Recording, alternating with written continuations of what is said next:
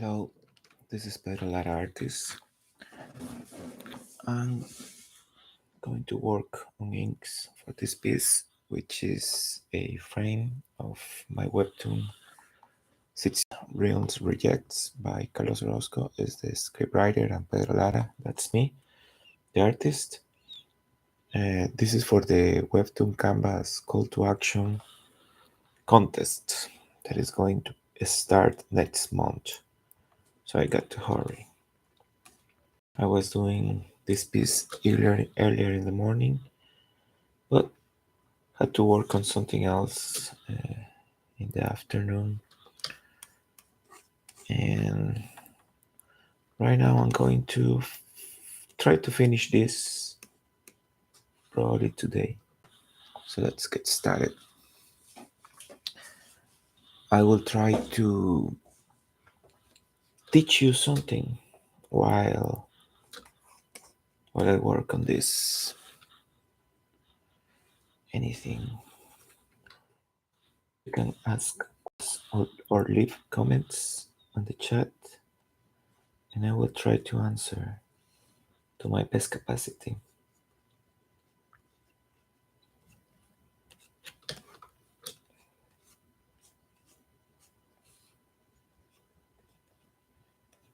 So we are drawing, inking with Clip Studio Paint.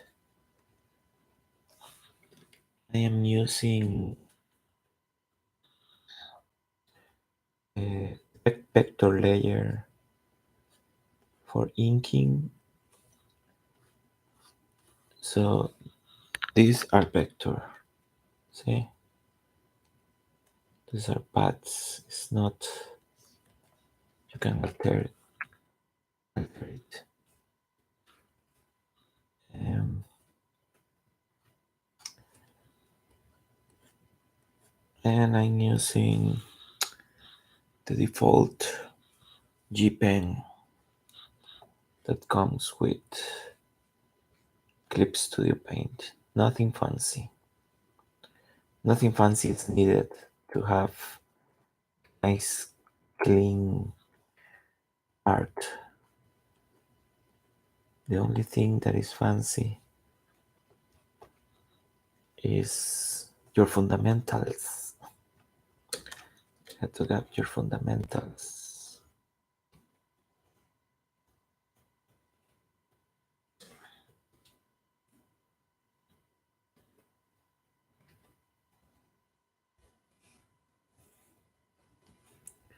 The comic fundamentals, which will be those? For me, the comic fundamentals are anatomy. First of all, then perspective, then composition. Well, in not particular order, not in a particular order actually. All are important at the same time. Anatomy, composition, perspective, and storytelling.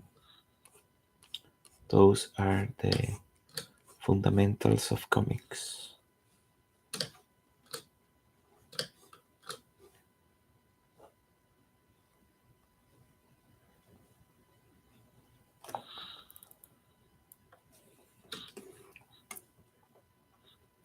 So in here you can see a lot of anatomy happening.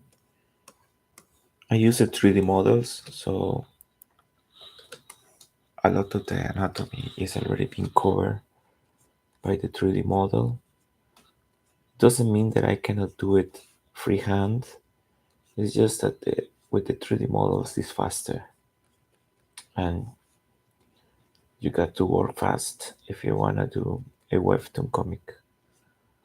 Webtoon comics take a lot of time, take a lot of your time to do it. But if you check out like the 3D object behind it, let's show it. You can see there is barely nothing in here, just a hint of anatomy, probably nothing in here. uh, no bones, no tendons, no muscles, nothing in here either. So you got to understand anatomy when you're working with these models, because everything that you see here, all the muscles, all the bones, the abs, uh, belly button here, everything, every detail is being added. The bone cheeks, the lips, uh, facial expressions, all of that is the artist.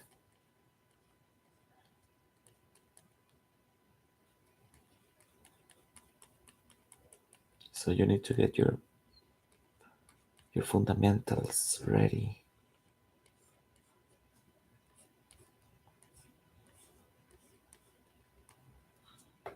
If you ask me in which order should you study those fundamentals, hmm, I think the main element of comics, unless it's a very particular story, but the main element of comics and a lot of storytellings, a lot of stories, and a lot of other medias like television and movies, uh, the main element is the human element. We want to see stories about ourselves. It's never a story about myself as an artist. It's a story about you as the reader. You want to identify with the characters. You want to feel some empathy with the characters. So that being said, I think it would be then very important for you to understand the human anatomy, how to draw a human, how to draw a person, how to have a uh, nice features with the faces, what is beauty, all that stuff. Just studying how to draw people, there you got homework for years, for many years. I'm still learning, and I've been working since I was, it could be like in kindergarten, is when I started drawing. Before I learned to write, I was drawing. And now I am 44 years old. So it has been like 40 years, maybe. And I'm still learning human anatomy, figure drawing. Figure drawing is really good. It's a really good exercise that you can do. Figure drawing is when somebody poses, and gesture drawing too, is when somebody poses in front of you, and I don't know, let's say that is the pose, and you try real quick to capture the pose, the angles, everything that is happening real quick with nice proportions and fluidity, let's say. That's a gesture drawing real quick in 5 seconds.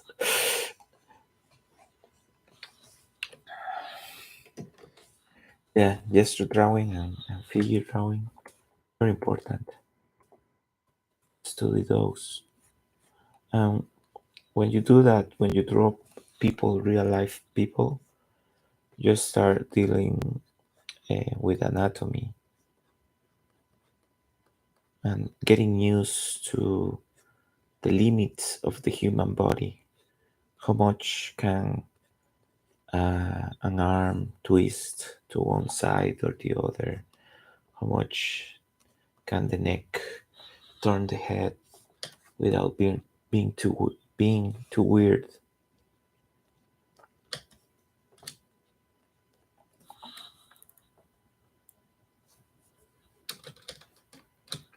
See, she's beautiful.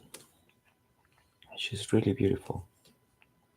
Then, when you get control of the anatomy and all that stuff, then you can try to you can study a little bit that beauty. Uh, what make a person beautiful? And no, it's not nice eyes or nice lips. That helps, but there is something else, something more superfluous, may I say, that define beauty. And it's very simple, and that is, what's the name? Symmetry. The symmetry is what make people beautiful.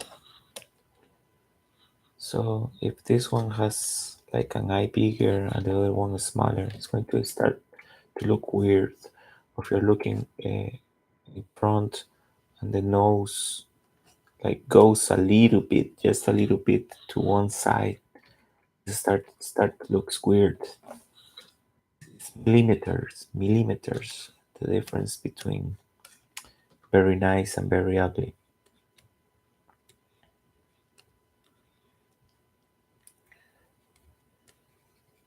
So obviously drawing beautiful people, beautiful woman, beautiful man is difficult because you're aiming for perfection. That like both eyes look really much alike. Uh, the measures of the nose against the forehead is almost the same measure, and also is the same measure, or almost the same measure, until the chin. And this is one third, this is one third, this is one third. So there is a lot of thirds in the face, and you get to learn those like this. You get to have those nailed down, like second nature. You, if you're thinking about them, you need to practice more.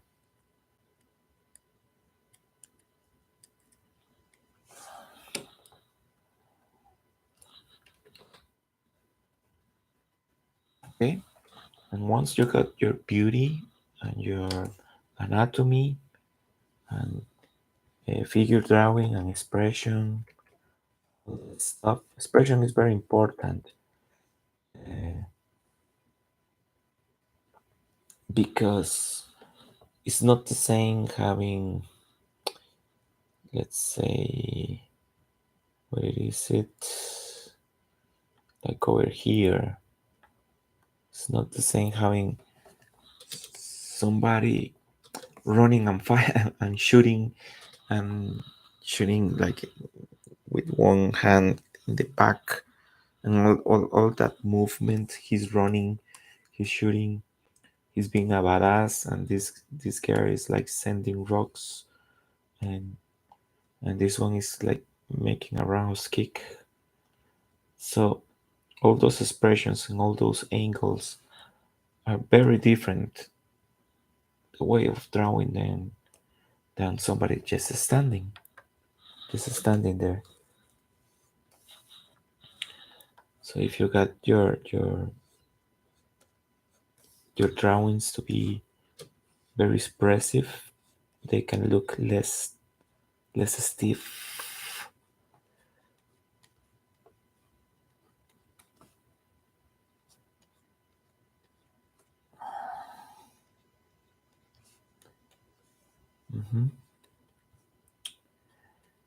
So when you got the human body to a not perfect, but a respectable, like functional level, like you make the drawing and people understand that the guy is running or the girl is sitting there. Even better if they say, "Oh, looks so good," like she looks so sexy, or the guy looks so strong. That means that you are communicating something else to your audience, not just somebody standing there. Once you get that, you can start dealing with perspective, because everything is about the human experience, the human body, but the human body is all the time on a 3D space, uh, having interactions with other 3D objects. And the human body itself is a 3D object. So you got to learn perspective. You got to learn 1 point perspective, 2 points perspective, 3 points perspective, and how to add more points of perspective, and make really complex scenes of a lot of really complex objects. The face itself is a really complex object. The head, the human head, is vastly complex.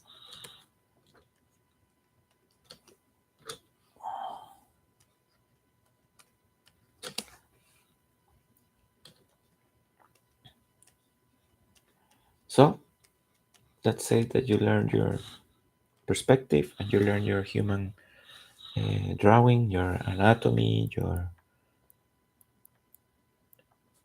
uh, expression, facial facial expressions, movement, all that stuff. Let's say you got that now, and everything in perspective. You can make somebody sitting on the chair, and the chair is a nice 2 point perspective chair of a nice 2 point perspective, something like this.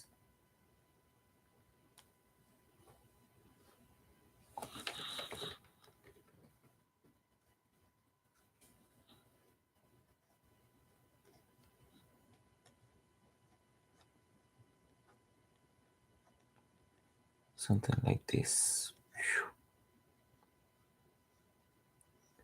See how nice, how 3D this chair look like? It's not like this. It's not that. This is not 3D. This is 3D because it has 2 points perspective. 1 point goes over there, and the other point goes over there, like here and here, something like that.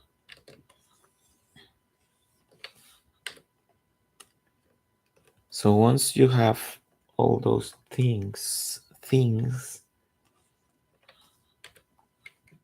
that means that you can position a human body, or several human bodies, which probably they are going to be your characters of your comic, and people walking around, or yes, being there in the background, and you have a nice background. Everybody's well positioned, and everything looks cool. Then you have to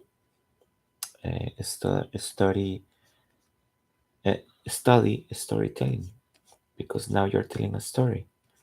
Now you're saying, okay, this guy is sitting on a chair waiting for his friend. How do you do that?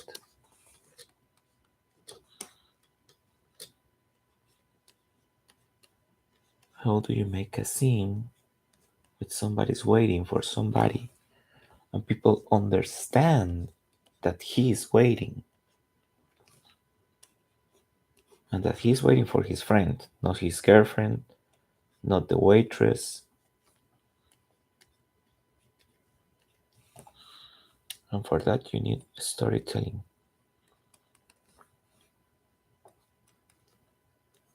With drawing along, you can't. You can't do it. Can't. Well, maybe you can, but it's really hard, and you're complicating your life. What is that? Daniel get follows me. Thank you very much, Daniel.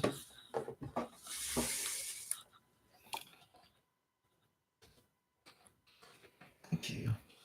Hi.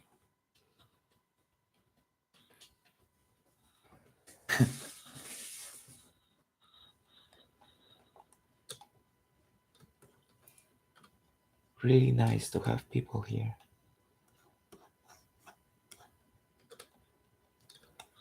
Okay, yes, so you will need your storytelling elements. So then let's summarize. You need like human anatomy. Is it is that the way? Don't blame my English. You need perspective, perspective, drawing, and you need storytelling.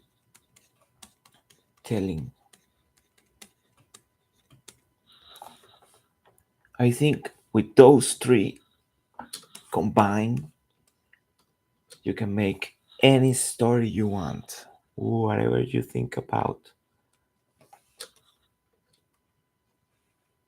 Like, I don't know, Pokemon's in the space, Pokemon's in another galaxy. You can do that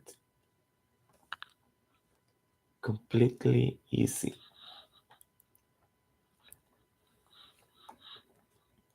Okay, Pedro, but I don't know how to draw a Pokemon, and I don't know how to make, I don't know, spaceships to make this comic in the space with Pokemons. Okay, but if you know perspective and if you have practiced human anatomy, and just in that just in those two practices, you learn how to make any shape and any form in any angle and any situation. Like, you have to start how to make cylinders and shapes and all your geometry, and you can make it in perspective so the geometry looks 3D. You can design your own ships, you can design your own Pokemons easily, easily. The only thing you may need is probably some direction in concept art. Let's say that concept art. You may need a little bit of direction on that. You can study that. You can search YouTube channels that teach concept art, and it's really cool. Is the way using concept art is how I design it. These guys. Let me open Karina, Nina. Nina, she's so cool. This is she. So I designed it there using concept art skills.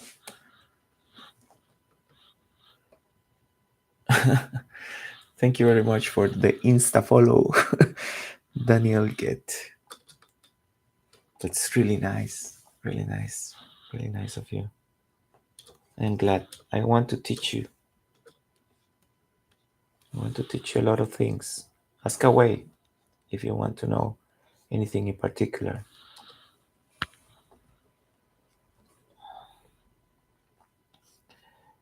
Uh, but yeah, you can get your concept art chops, and then with that, you can design any character that comes to your imagination. In fact, it's not just any character that comes to your imagination.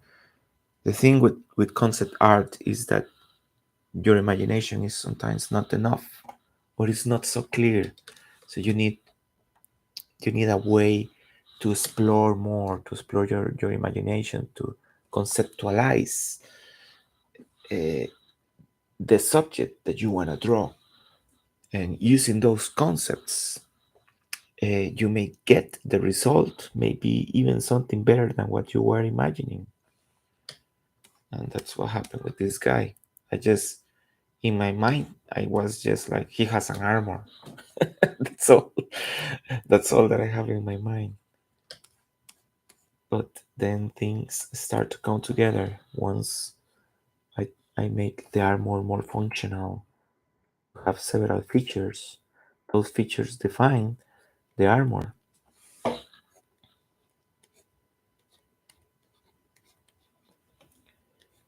Yeah. So it's all you need. All you need. And you can draw anything. Anything you want.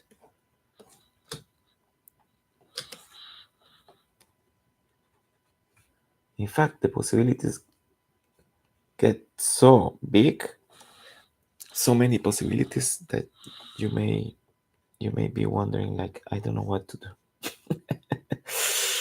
I don't know what to do because I can do anything, but okay, from those anythings, which one would be worth my while to do? Which of all the ideas that I have is going to be the best idea to invest my time? Because yeah, you will need to invest a lot of fucking time doing comics. It's like so many hours. Kiss your Elden Ring goodbye. Kiss your Switch goodbye. Because this is going to be your new game. This is going to be your game of the year. You're going to spend not a couple of hours, not tens of hours, hundreds of hours. Hundreds of hours, and probably hundreds of hours preparing, like designing the characters, designing the environments, designing the clothing, designing the people around them, choosing your color palettes, doing the script. I didn't do this script. This script was made by Carlos Orozco. He is a genius, and he's way better than me doing the scripts. He can resolve shit. Resolve shit is very difficult. It's like saying, okay, I need this character to do this thing. I need this character to kick ass. Okay, how? How I make a scene where I can display all the cool things that this character can do, and everybody can say, "Oh, he's so badass, so kick-ass."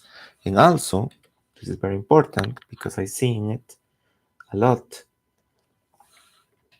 Don't be cliche. Don't be a cliche. That's difficult. That is hard.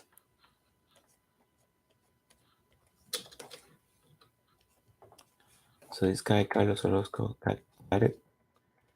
Make a lot of cool scenes really easy, and I see them, and when I see those scenes, I go like, yeah, this is going to be badass.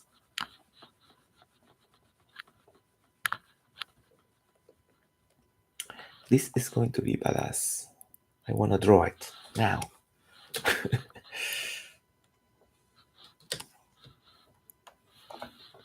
It's like when he told me about this character. He invented the characters. He invented the characters. I made the design, right? And he said, "It's a woman vampire." Okay, woman vampire. That sounds really cool already. What else? She is a fighter. Okay, cool. Vampires are fast and have good strength. So a vampire fight, a fighter vampire is something badass. Is something badass already. And she has power gloves charged with electricity. And I was like, boom! I want to draw that character now. Now, a badass fighter MMA vampire woman with electricity power gloves. It's like instant knockout. Amazing. She's so badass. So badass. It was the first character, and I was like, okay, there are five more.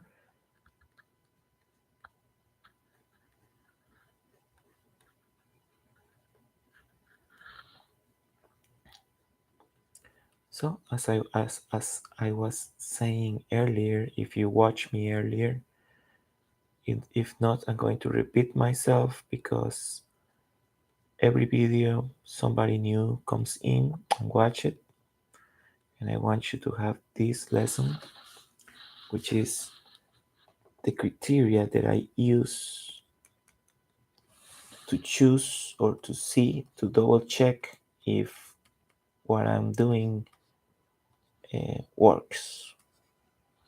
And the criteria follow three questions, three simple questions. The question number one, and this is the most important question. If the answer is yes, you don't have to do anything else. You are all set. Don't change anything if the answer is yes. The first question is, does this look badass? I am drawing and looking at my drawing and I ask myself, does this look badass? If the answer is yes, I don't have to worry for anatomy, I don't have to worry for perspective, I don't have to worry for anything else because badassery has been accomplished. And if something is badass, it can be poorly drawn, it can have bad anatomy, it can have uh, all the mistakes that you can imagine. But if it looks badass, it's great. Just look for Frank Frazetta. Frank Frazetta. See his drawings, and he was really good with anatomy. He was really good with a lot of things. But sometimes it seems that he just didn't care. He just didn't care if the anatomy was right, if the arm was so twisted, or if the measures between, I don't know, some of the body features, the leg or something, was too long or too big or too wide. He doesn't care. What he cared about was making badassery. Simon Beasley is another one. So super badass. Okay? So if badassery is accomplished, you're done. You're set. But in a comic book, not everything can be badass. Like this drawing looks badass, if you ask me. But probably this is not badass, this is just people standing there. And if everything is special, nothing is special. You need to have some scenes when things get boring and some scenes where things get badass. So if you are in one of those scenes that it cannot be all action and all badassery and all drama, probably it's a transition scene or it's just establishing shot that is a little bit boring, like I don't know, courtroom or food court, uh, I don't know, library.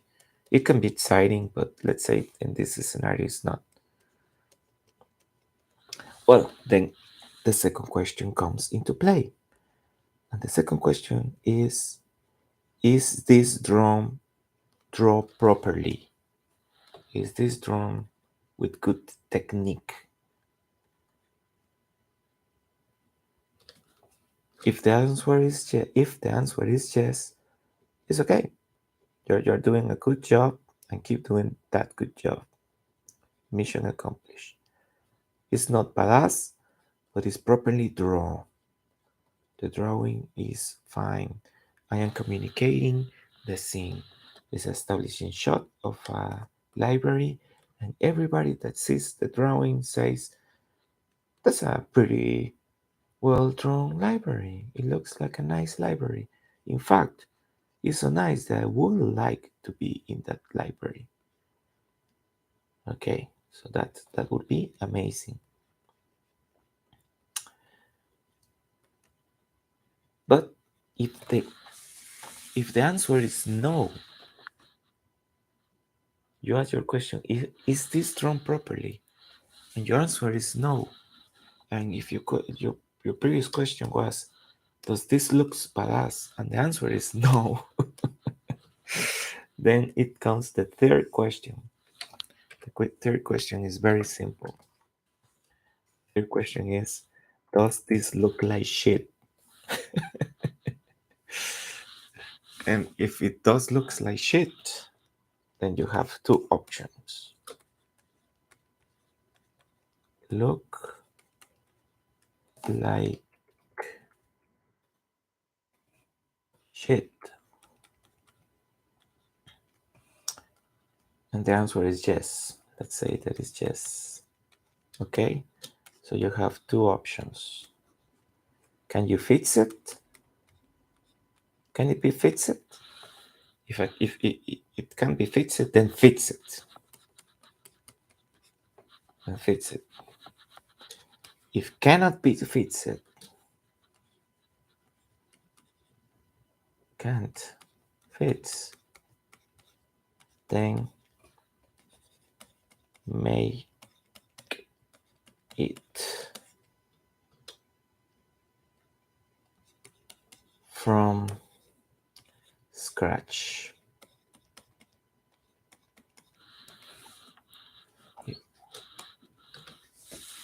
That's the rule.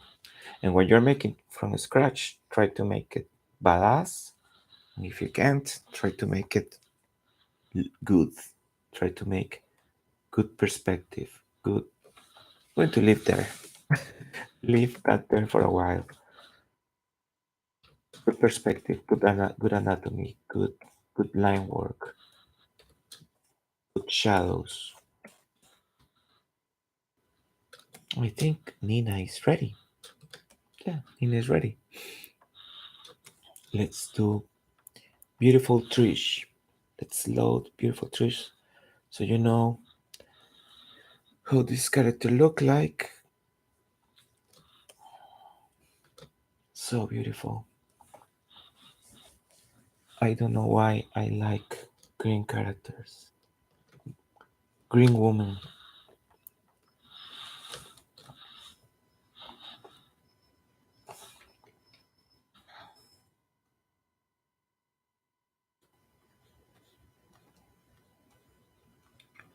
So yeah, you ask those three questions. It is badass, it is drawn properly, and does look like shit.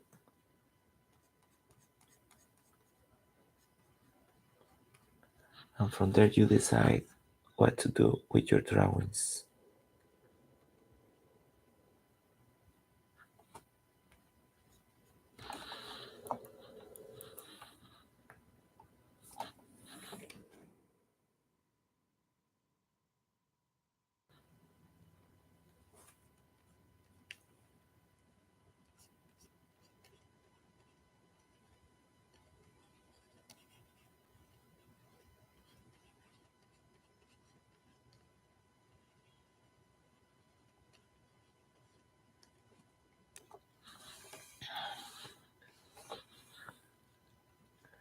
So what else can I teach you? What else can I teach you? I draw beautiful fish. This is a real-time drawing. You can see an artist working in real time. And maybe if a lot of people get this position to shit like this, they may understand that art is not supposed to be so cheap. A lot of discipline goes into art.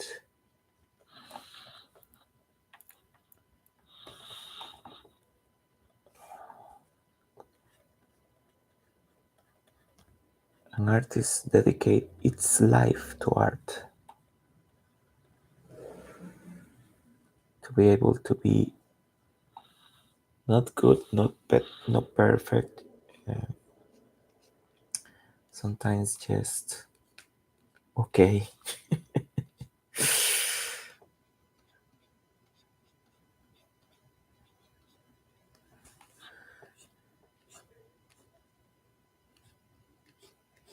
Sometimes you're just okay.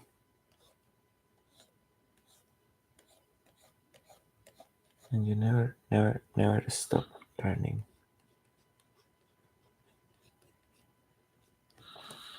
Okay, she looks beautiful. What a nice, beautiful face. It's like a model.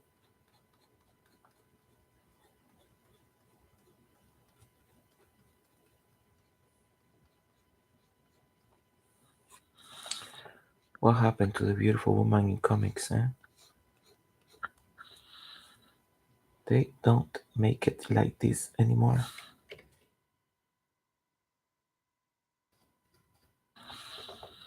It's really hard to find.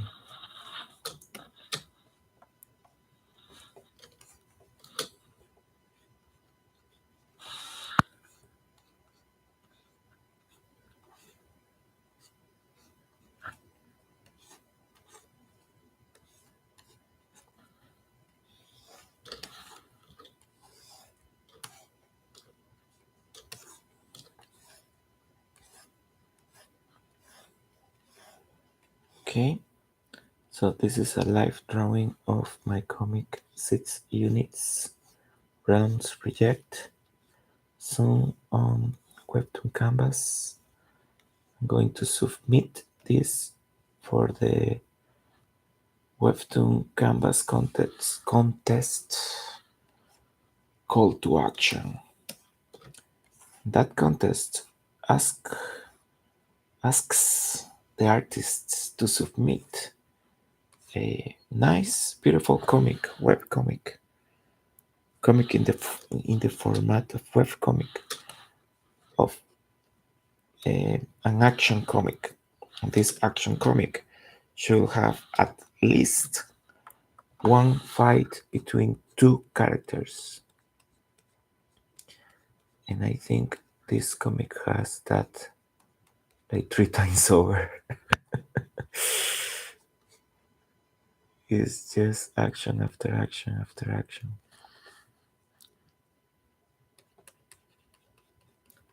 So much action.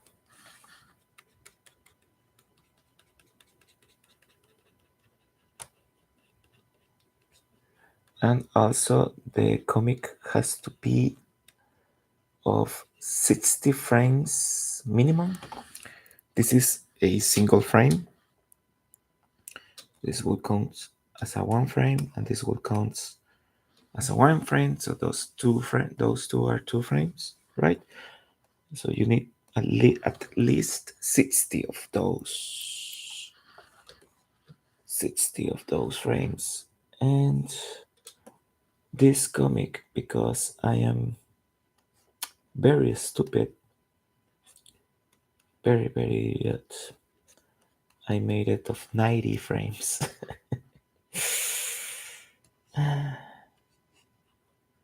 So it's going to be really nice. And this one is what? This one is Doesn't have a number. I think it's like 30 seats. I think it was 36 or 34, something like that. We're in the 30s. So we are about half, one third, sorry, one third of the development of this comic. So I have to go faster. Let's draw fast. I already did her face, which is the nicest feature. You have to be more careful. Now we can draw fast and a little bit shitty. People won't notice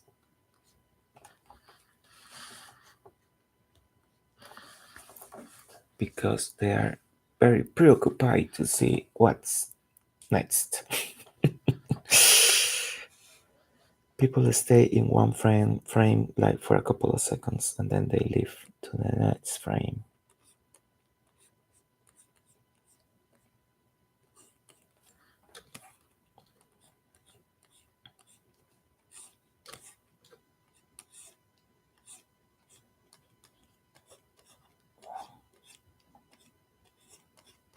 They just want to see what the hell happens next.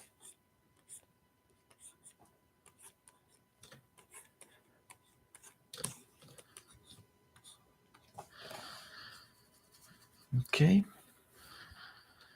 it's coming along nicely.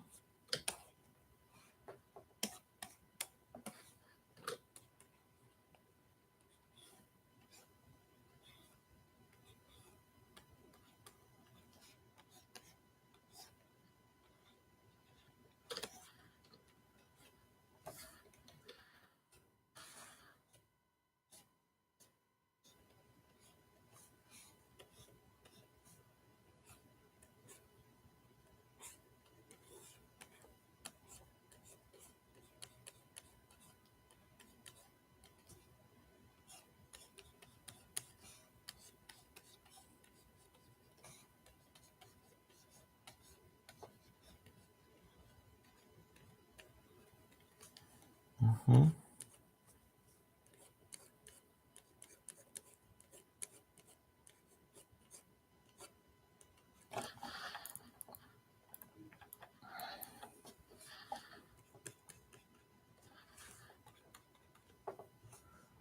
I'm rendering this too much.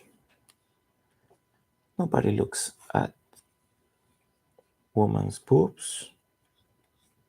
Nobody's going to notice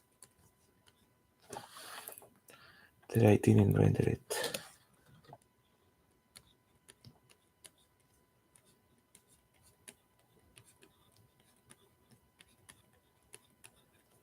Okay. I think this needs to go black.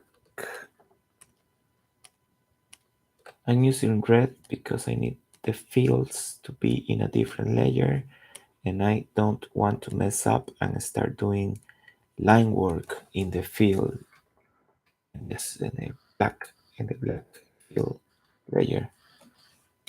I need it in a different layer because of reasons. Trust the process.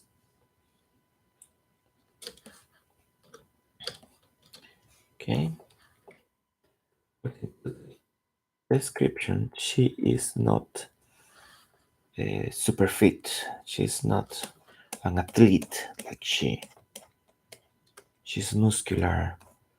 No, she's normal. Normal. Very beautiful, but normal. So I won't be rendering here. I'm just doing curves. That's it.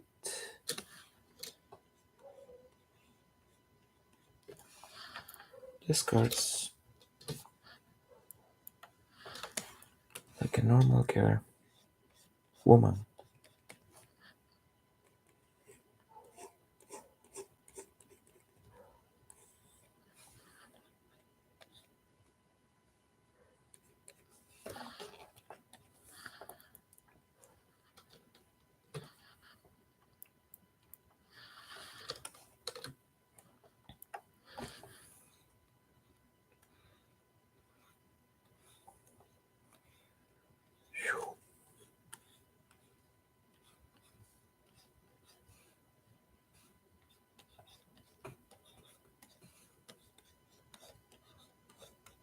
Fast, fast, fast.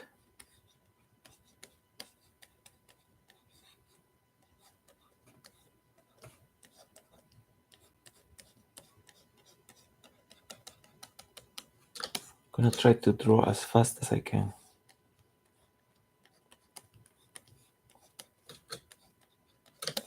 without messing it up.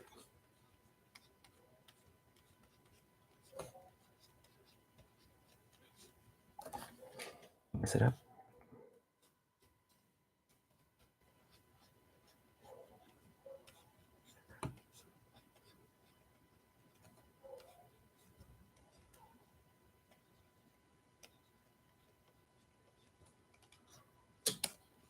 Okay, had to go a little bit slower in that hand because I am such a sucker for hands. Some artists don't like to draw hands or feet, and I love to draw both. Never underestimate the power of it, of well drawn feet, and hands too.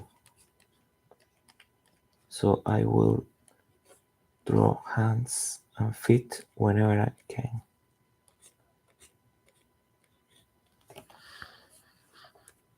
Even ugly goblin feet.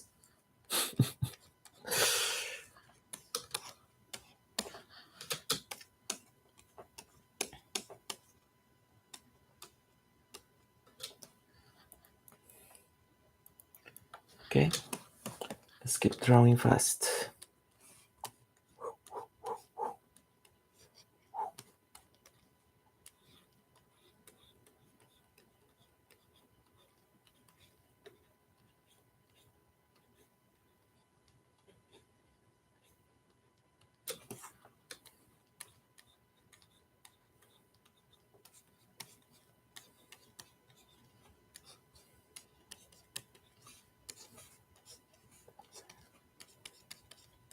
It's cool, but to draw this fast, but I cannot do it for extended periods of time.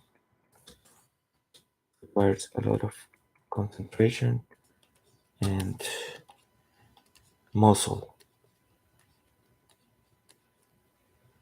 Need to move my muscles.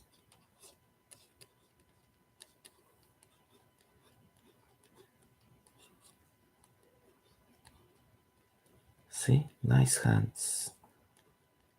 Nice hands. Love to do hands and do uh, body expressions or gesture expressions with the hands.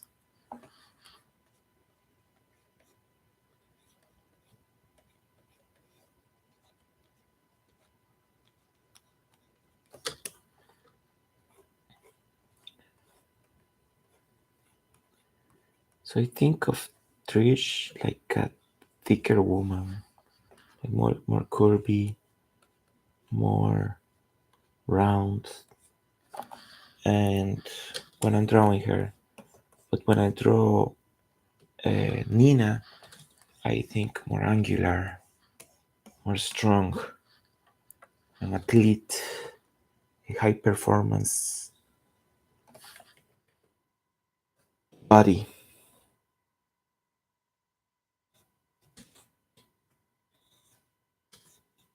See, only curves.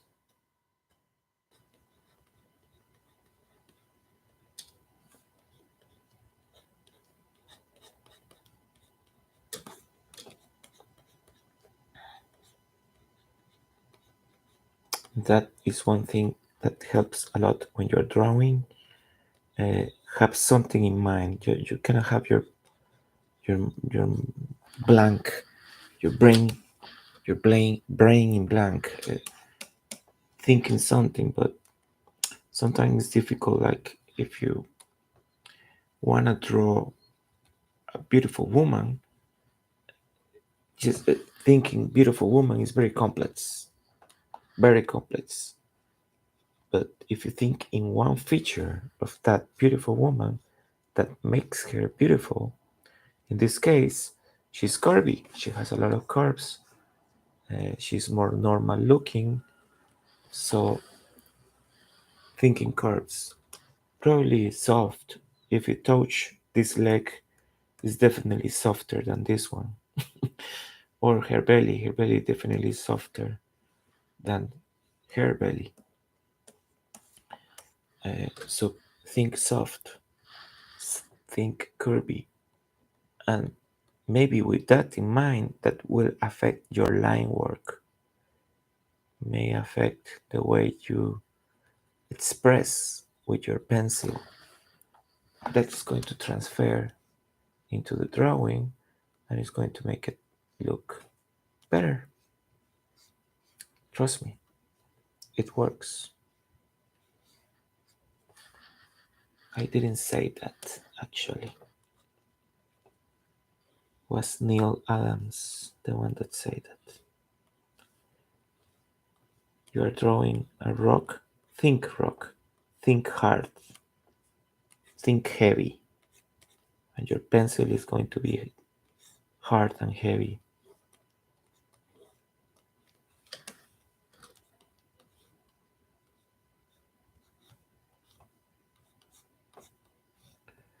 Neil Adams was a master comic artist, grandmaster comic artist, grandmaster. When we were talking about the three questions, I think he never passed from the first question. All his answers were always, "Does this look badass?" And the answer was always yes, all the time. And also, if you proceed forward and you ask, "Is this drawn properly?" the answer was also yes. And if you keep asking, "Does this look like shit?" the answer was always no.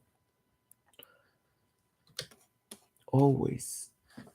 And that is how I define a grandmaster. Somebody where those questions are always answered like that. It is badass? Yes. Is it drawn properly? Yes. Does it look like shit? No. Does this happen all the time?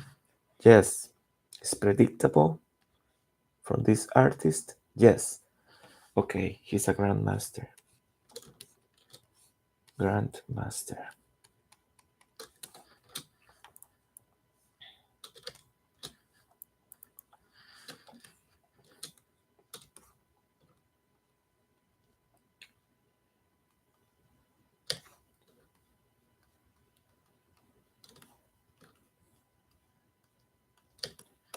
Imagine if that system of asking the three questions became famous, and one day I am drawing very nice, very beautiful and badass, and one of you come to the chat and say, "Hey Pedro, that looks like shit." That would be amazing. I will lose it. I will be like, yeah, it's the next step. Human evolution.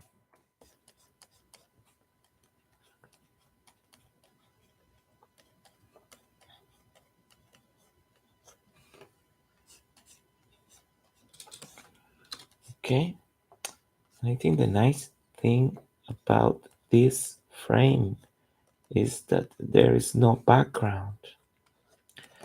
No background. Friends without background are amazing because you don't have to deal with the fucking background, and because you finish them quickly.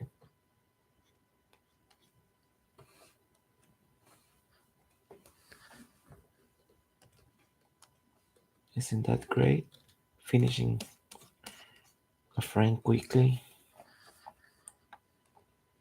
How much time do we have? 1 hour. 1 hour. Fuck. Got it wrong.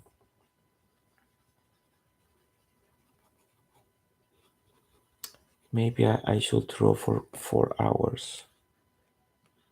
Maybe I should stay here online until it would be 3 a.m. in the morning in Costa Rica. I live in Costa Rica. I am from Costa Rica. This beautiful accent, this beautiful Latino accent is from Costa Rica.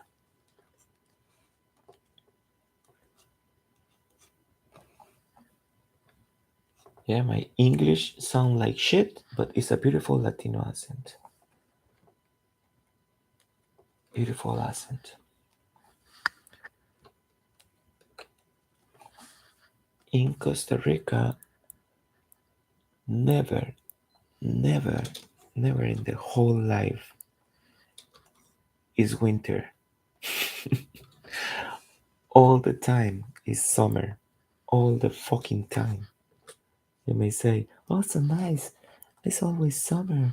No, when you are in your summer number 44, you are like, I am sick and tired of this fucking heat. It's always hot here. Always hot. Always hot. I am sweating right now. And people from Costa Rica, are, if they are listening to me, they are going to say, Pedro, you are wrong. Costa Rica has a rain season and a dry season, which they look like summer and winter. And I'm going to say to you, no, they look like summer when rains and summer when it doesn't rain. That's the only difference. It's summer with rain and summer with no rain. That's it. But it's summer all the time. All the fucking time. It's always hot.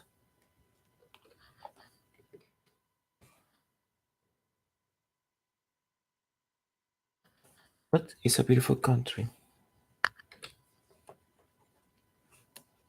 It's a beautiful country. Yes, don't go to San Jose Centro and you'll be fine.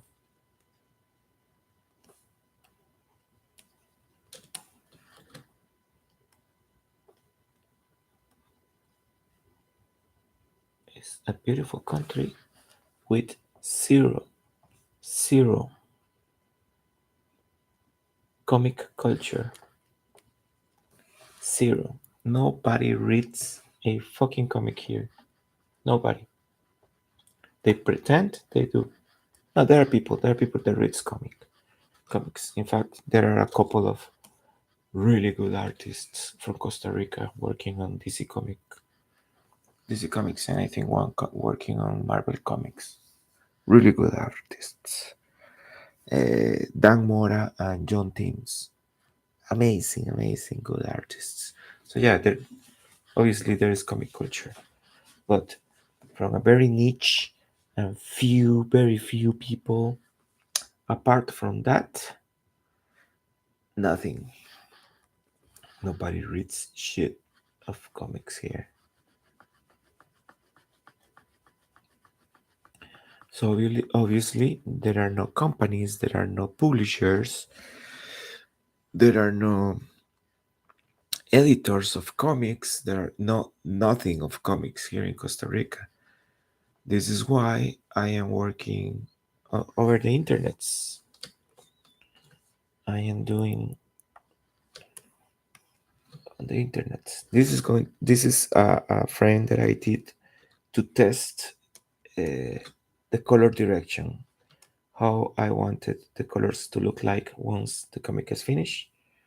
It's going to be digital. This is digital everything. Watercolors looks like real watercolors, but it's digital. And cell shade characters like an anime. This looks exactly like an anime. Okay, but I want to look at other thing. I want to push is 70%. Okay, because I'm going to do the tattoos. Pedro Lara. Uh,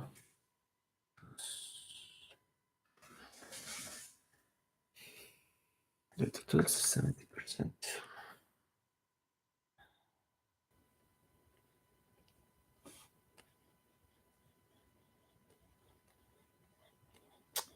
I was saying that Costa Rica has zero comic culture, zero editors, zero companies that works on comics, zero, zero.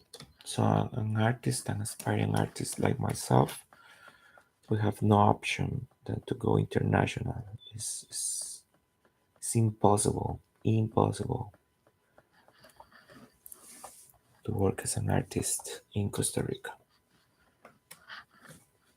There's no way.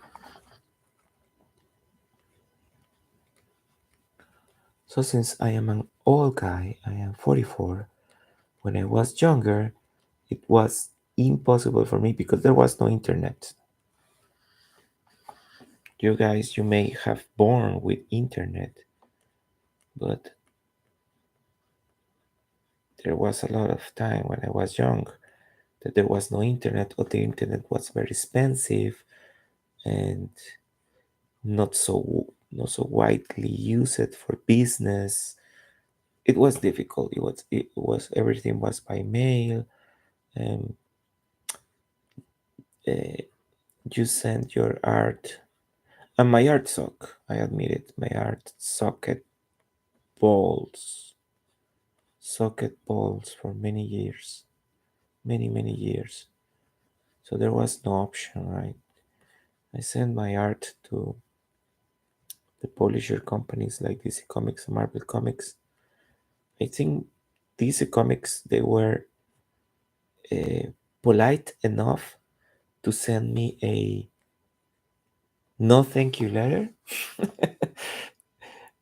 No, we don't want you. Keep working, keep doing what you're doing, but not yet.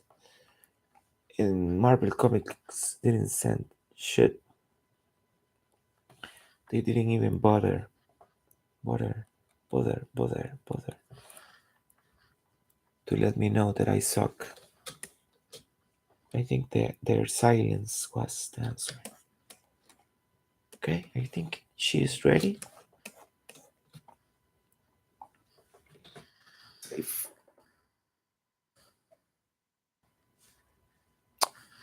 And I quit drawing for many years because there was no option. It was so hard to get any gig, any job, anything. It's like impossible. And I had to dedicate too much time to drawing to get zero results. So I say, you know what? Fuck it. Won't do it anything. And one day I play a beautiful game. I'm going to show you the art of that game. Art I made. Where is image Polish? Is here? No. Where was it? Sketch. It's a sketch.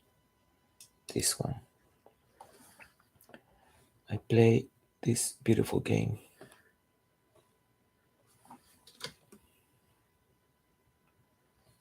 It's called Darkest Dungeon from Red Hook Studios. I recommended to you this game. The one, the two is in beta, but the one is amazing, amazing game. Something happened when I was playing that game, and what happened was I wanted to draw these characters. I wanted to make fan art, and I was like, they are so cool. The game is so cool. I need to draw them. And I dusted my pencils, dusted my the paper that I have,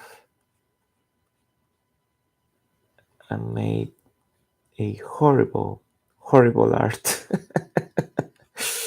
And it was horrible because I had years of not drawing because I quit. But I was like, man, I need to draw more. Like I have to. Like I cannot not do it. This is part of myself.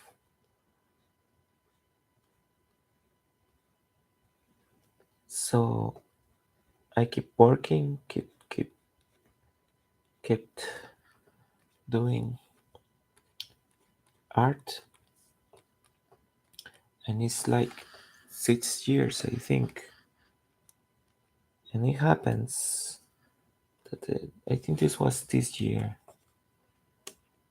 They ask for artists to submit art for their 6 year anniversary, and I was like, man, your art, your game rocks, and I owe it to this game. I owe it because this game makes me realize that art is something that makes me happy. And I made this art for them, and they feature this art in their 6th anniversary celebration of Darkest Dungeon on a video on their YouTube channel. Very cool. The people. Not only this, because they requested to many artists, many fans to submit art. So it was like my art along with many other pieces. But I was so happy to have one of my fan art feature on their on, on Red Hook. So happy.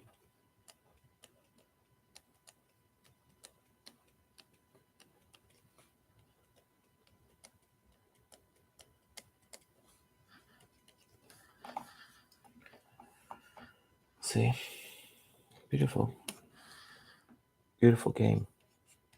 Very depressing. Stress. It's so stressful, that game. So stressful.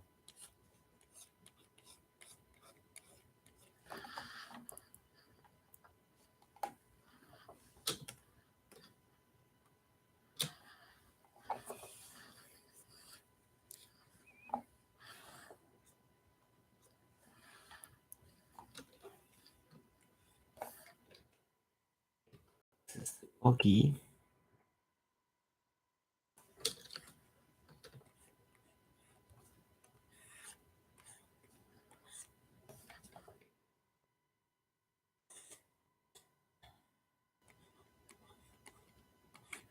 The dog is like, what? What's going on? Why this guy? What's happening?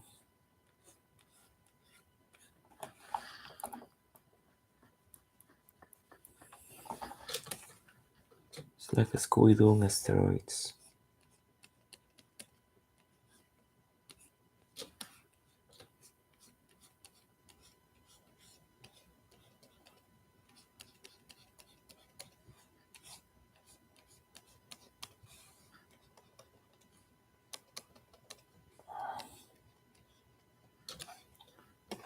Animal anatomy, don't ask me. That is another level. I don't know.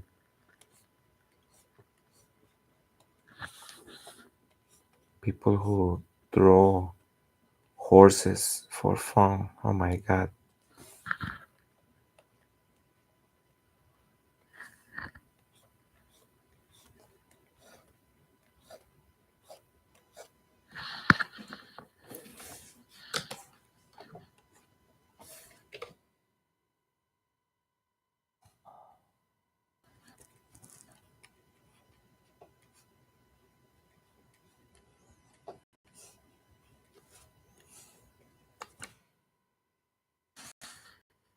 EE stands for Eternal Enterprises, which is the the company that provides all the armament and shit to the army.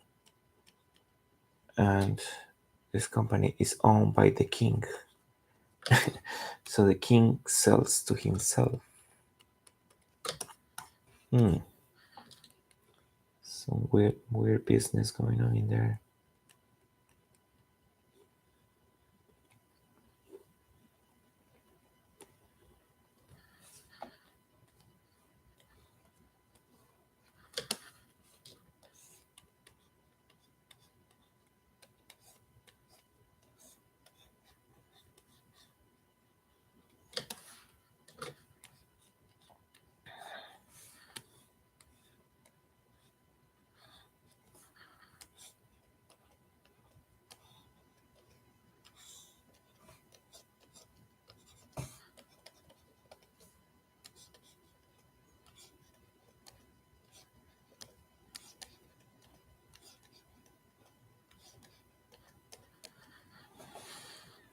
Hmm.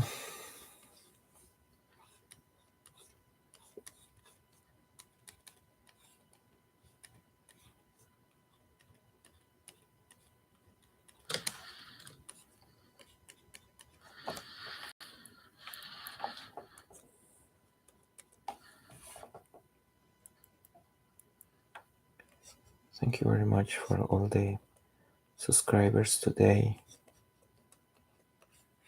I think I have more than one.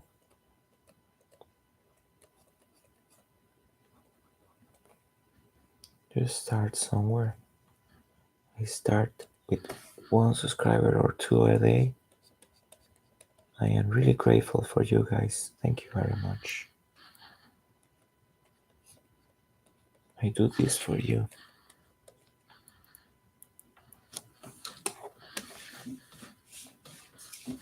Well, I also do it for me. But I also did this for you. I need an audience, otherwise it's just stains, pixels on a screen. Nobody see it, nobody can appreciate it. Means nothing. It's nothing.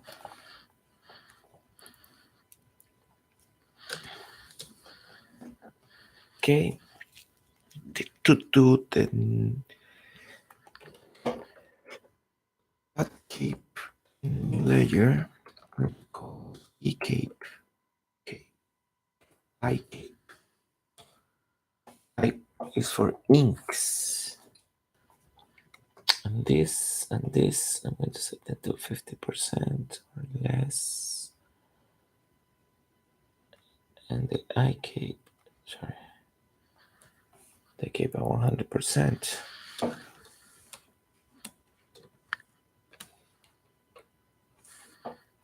Okay.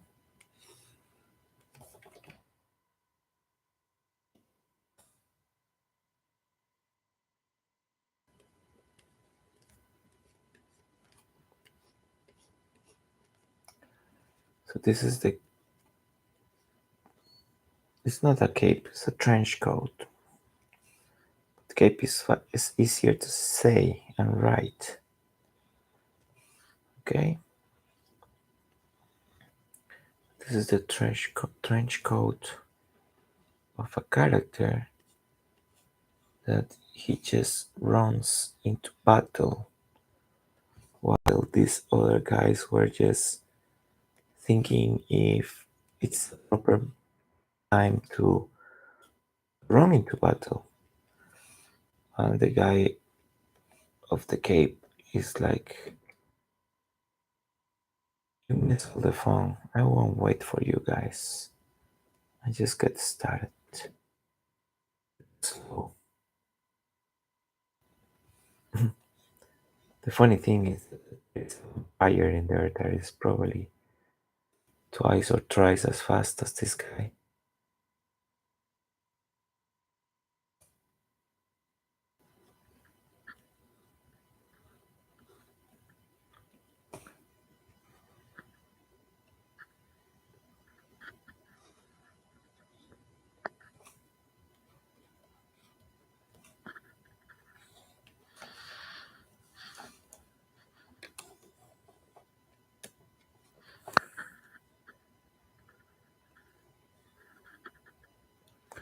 And I'm drawing it on a different layer because what I wanted to do is when everything is done and I'm ready for colors, to color it on a separate layer and then make it like motion blur, like it's going fast.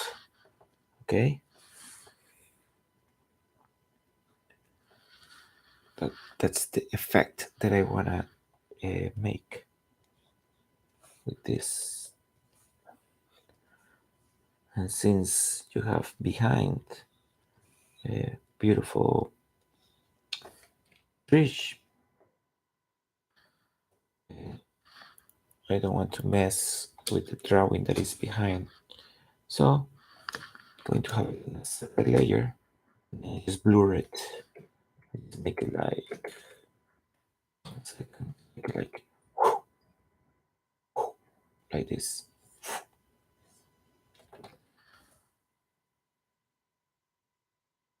Okay. The black, the tattoos stays 100%, but the tattoos goes at 70%. This layer is kidding, and this is the text. Okay. Let's make the lettering. Lettering is probably the fifth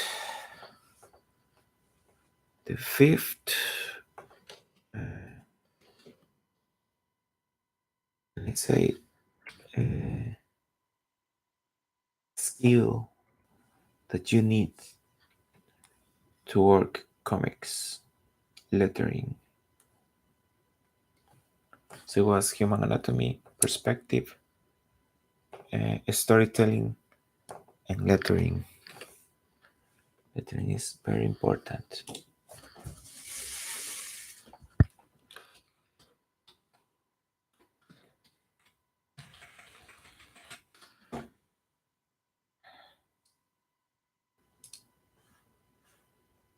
It's an art by itself.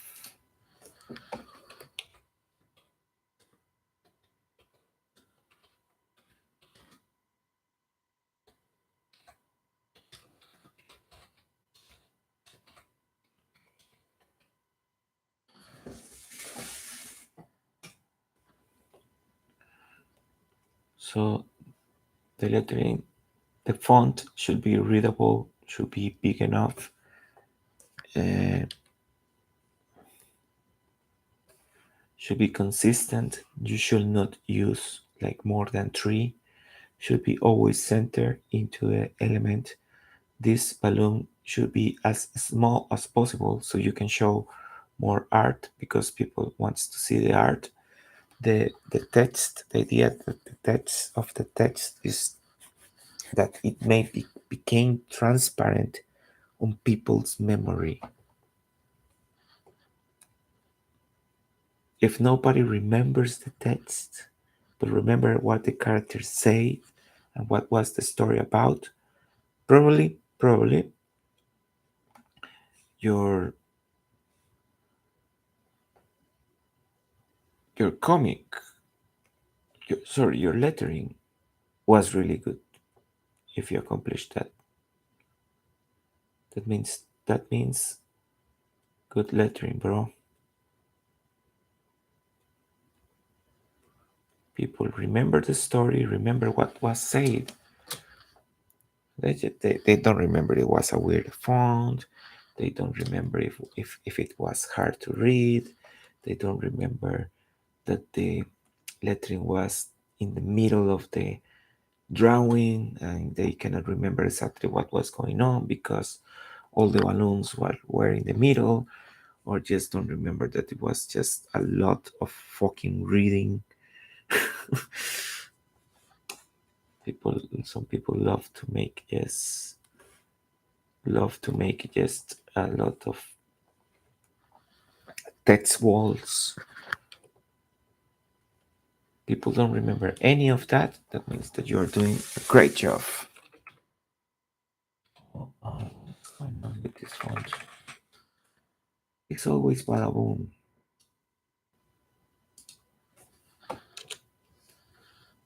Font. Oh, no.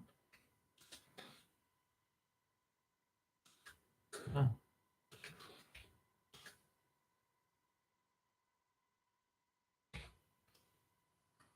Font. Wait for you. Slow folks. Okay.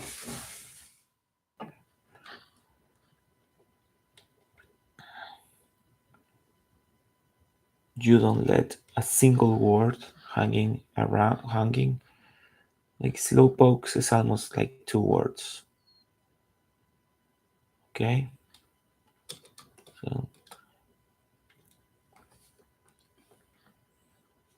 if it's possible, you try to not left one single word just hanging along. Okay.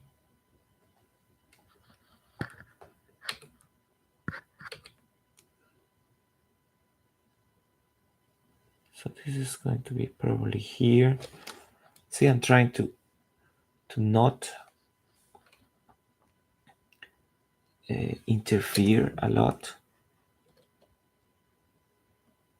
but the text should go out of the scene because the guy is running out of the scene. So probably needs like to follow him. So here I am messing up a little bit, but it's because it's part of the storytelling. It's because it's part of the storytelling. So maybe I can make this like here. So this is not so annoying. Something like that. Your signal to take the plaza. Won't wait for you slow pokes. And I think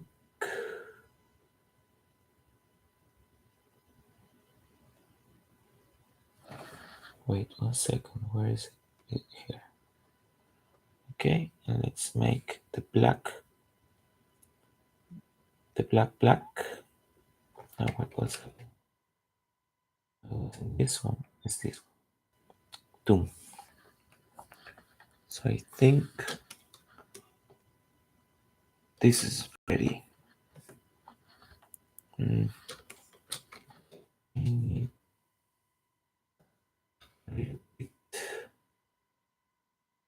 In the lines over here. Too much.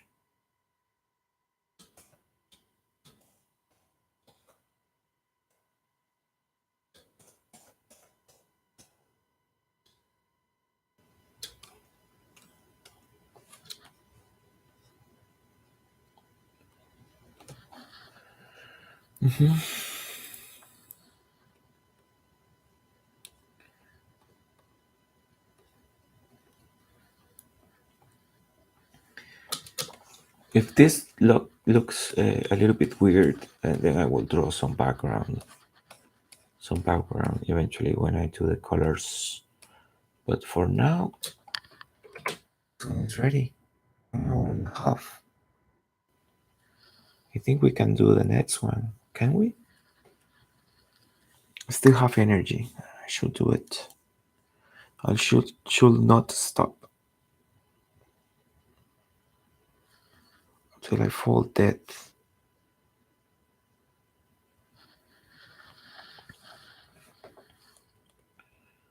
So next one is the guy that says slowpokes to them, jumping into action, boom, boom, boom, boom, boom, and killing like I don't know. Every bullet is a zombie kill. 1, 2, 3, 4, 5, 6, 7 in 1 second.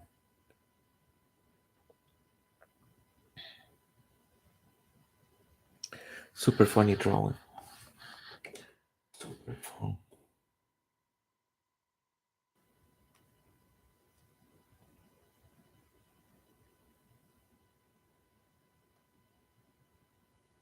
Why does this have a ruler? Ah, for that. Mm-hmm. I may need more rulers for the bullets.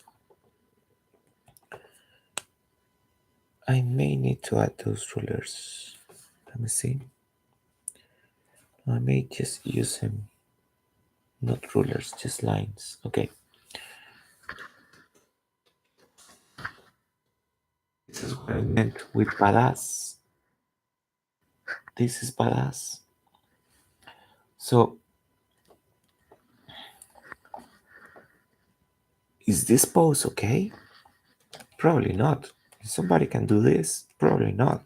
Is it realistic? Probably not. uh, it is badass. Yes, it is badass. Okay, go. Do it. That is the criteria. I wanna make his face properly drawn. Remember, it's one of the criterias. Have things properly drawn.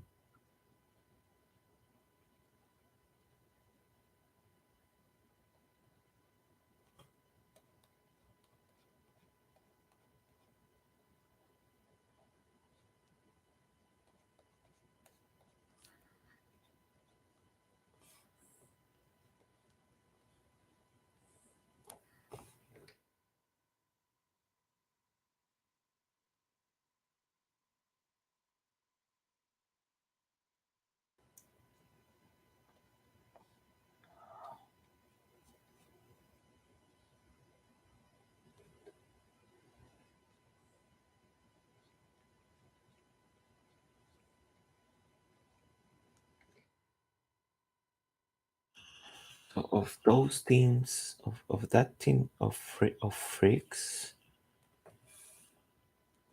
this guy, Prisma Art, Webcomic, Call to Action Contest, not reference. This guy is the human, the normal. Doesn't have superpowers, special abilities. Probably he has special abilities. One of those special abilities is kick serious ass. And he's doing it right now. That is a good ability to have. If you ask me, what ability do you want to have, Pedro? Well, kick serious ass is one of those. One of the options that I will consider.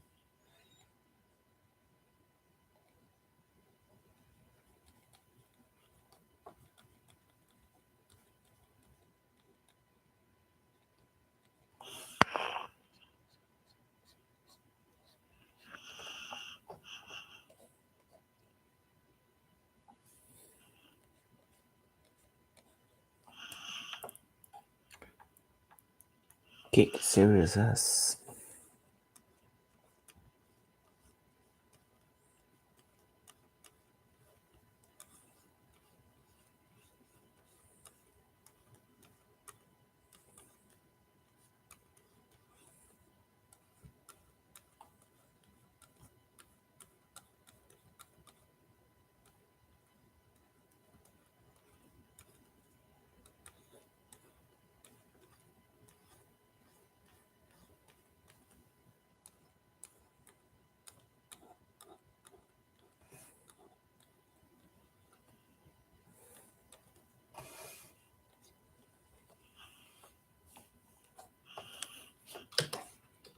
Okay, so this guy is kicking ass.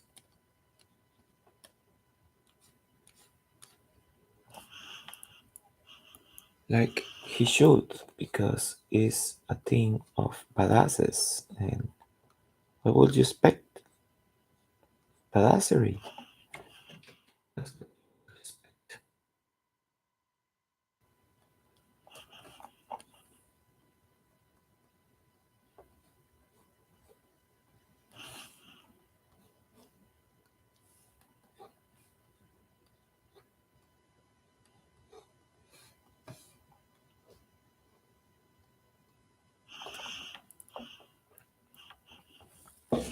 Okay, I will try not to shade it too much, like adding shade here on the under the chin, because I have to remember he's upside down, so the shading should be like upside down. Like I think I did it here. Like now the nose, the top of the nose is black, where normally the top of the nose is one of the brightest uh, areas of a drawing.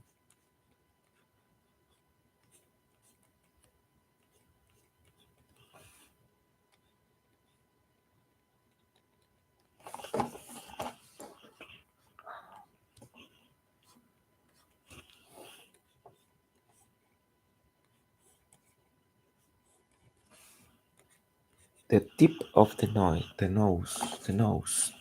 tip of the nose is like probably like the only part where I use almost 100% white on a drawing. 100% white, like pink, make the nose look really nice.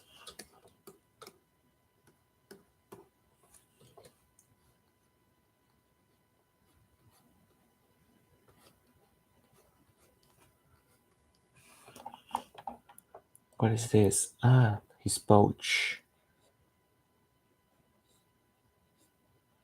Like in the 90s, guys, like in the 90s. Pouches everywhere. So beautiful. Mm, draw his whip. Do I have to do it? Can I do it here?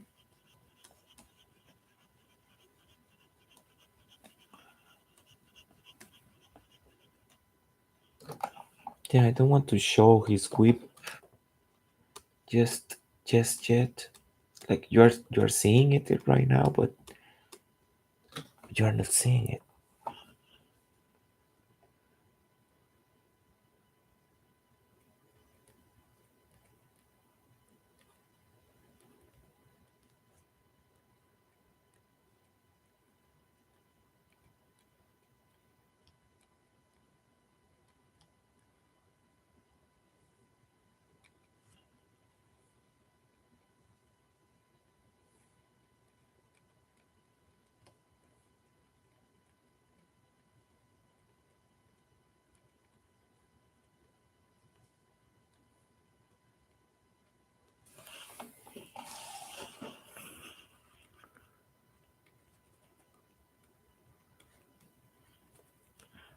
really quiet because I'm drawing guns.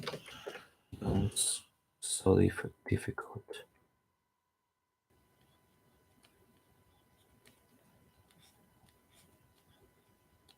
It's like Costa Rica, there is no army. There's very little gun culture. So I barely seen a gun in my life.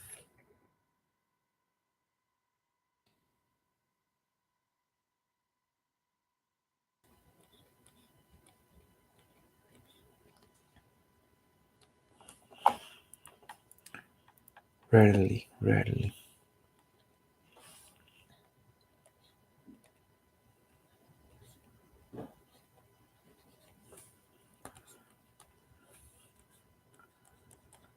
Yeah, the shading is upside down. Really good. I was thinking on that. I did the pencils. I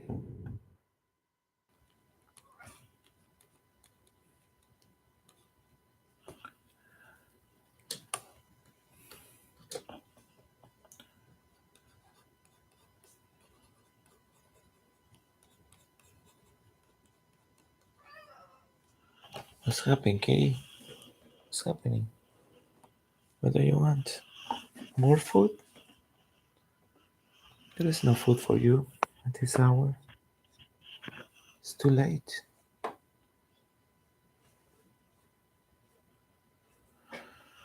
Okay.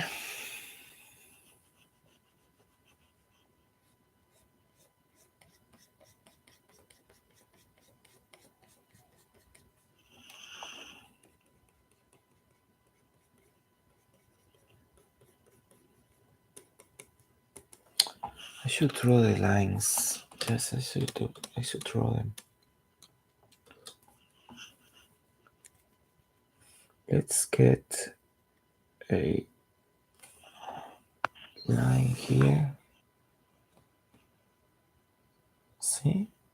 It's all wrong. What I did was all wrong. 40. Like it needs to go from here,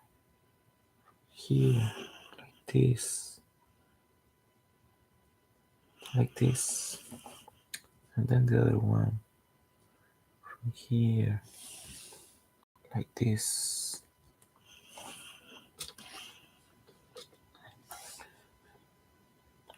This one doesn't matter. Click here. Enable mask. Okay.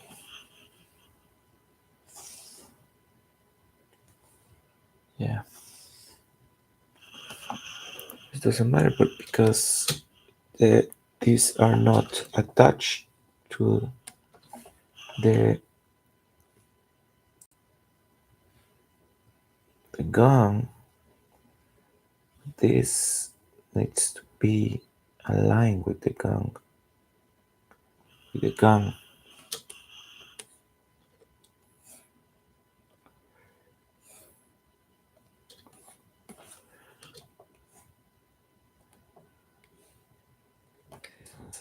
It, it is made up.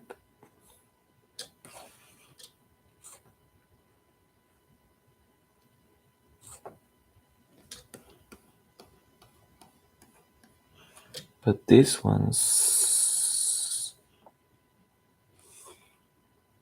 should align.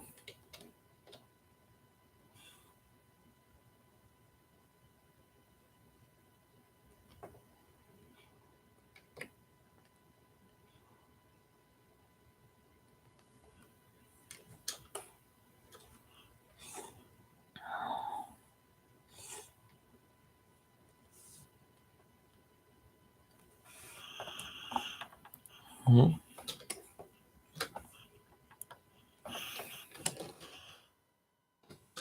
Those are all the shots.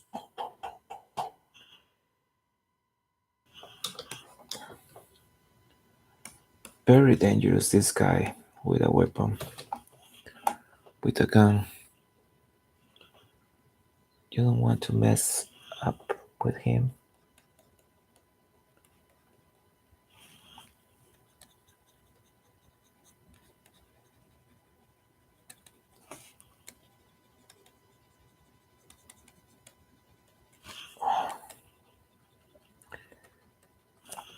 This is very anime. Very anime. Sorry, very manga, actually. Not so much anime. Anime will be animated.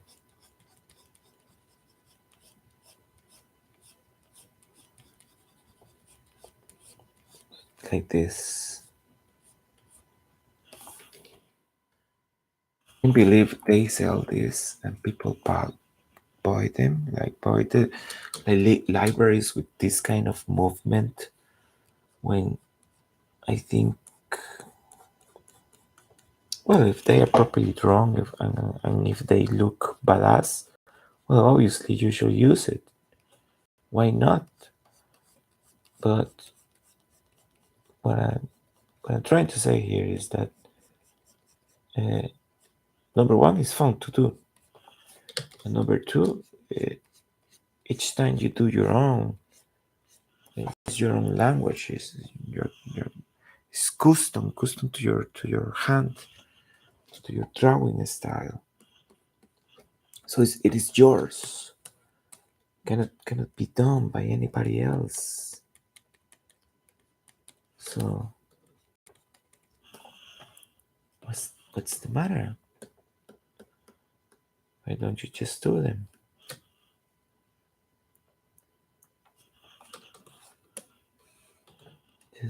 Just do them yourself.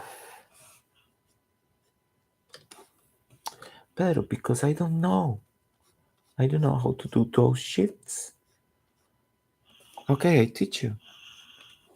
Just watch me. You draw the general shape of what you want, and then you go from the inner part outward. See? Go outward. Why? Because the movement goes that way, doesn't come. The movement goes, right? So your pen goes. You see me sometimes doing this because I want the aesthetic, but the majority of the lines goes.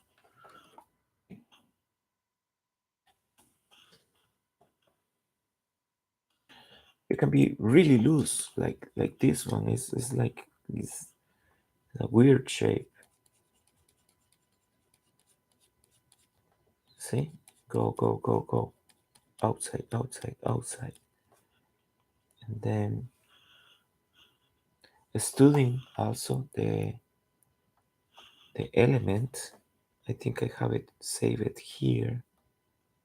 I have it saved here. I don't know. I didn't save it as an element. Sorry, haven't said anything. But I think I saved it a PNG of a like the burst of a gunshot, just to study how they look like. But in general, what I can say is that they look very random.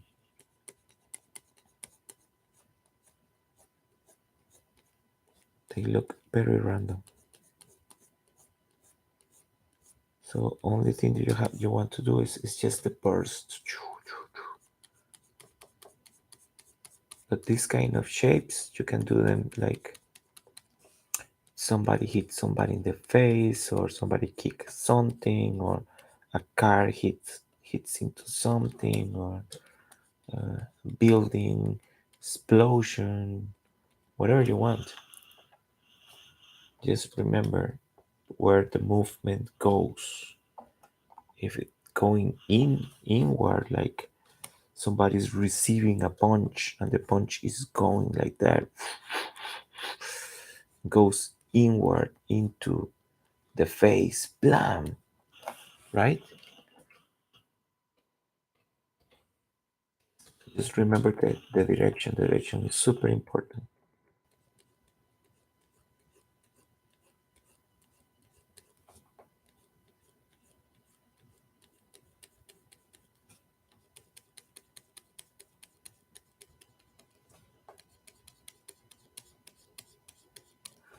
So here, since they are super random, and they mostly just go like this, like, I don't know, this is the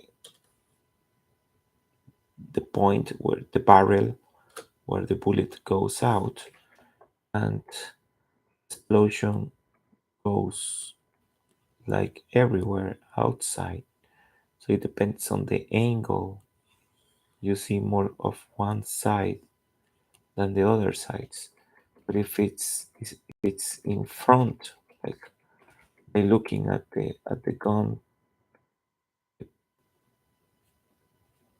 straight forward, you probably will see like it goes outward in all directions, and sometimes it's going to have one of the bursts shorter and one of another burst larger, and something like that is what is going to happen. Very random. So if you have that object that looks like this, but move it to the side, make look like this, right? To the side, and this weird shape, you just fill it with these lines that go outwards, and then you got it. The same for punches and for explosions. Let's say the punch goes in this direction, and here is the punch. So you can do all this like this, something like that. Bam! And you have another one here like that. And that's the punch. Obviously, you need the figure, the shape of the character that is delivering the punch, right? But you get the main idea. So now you know how to do these explosions, these bursts. So go ahead and do yours in your comic and be original. Have your own shit made by your own hand. There is nothing more unique than that in the world. There is nothing more unique than your own style, your own hand, your own traces.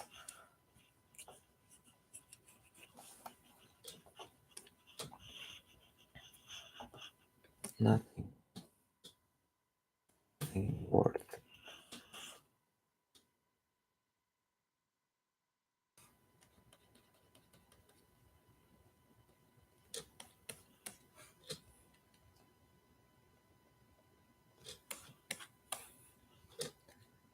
I wanna say from where are the shoot coming from? Very, very manga.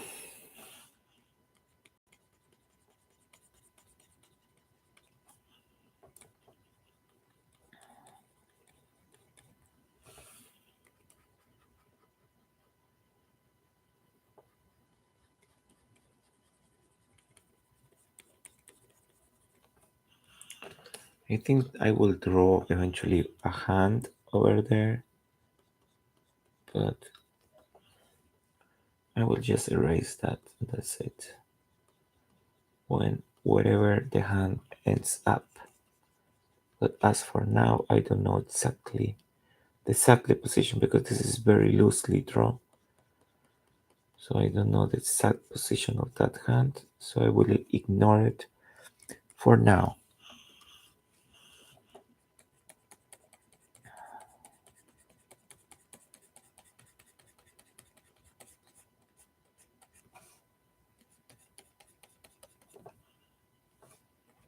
Okay, what else can I teach you?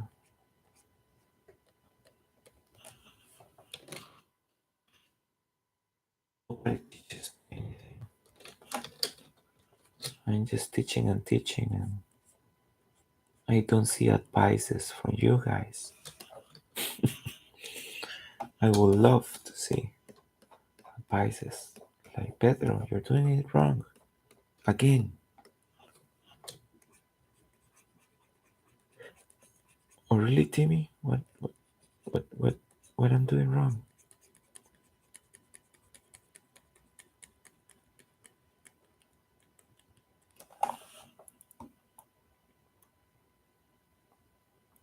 Those bursts look like shit, Pedro. Ah, okay, yeah. Sorry.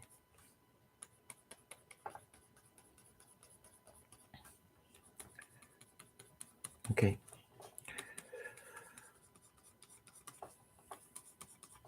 So going out, going out, going out.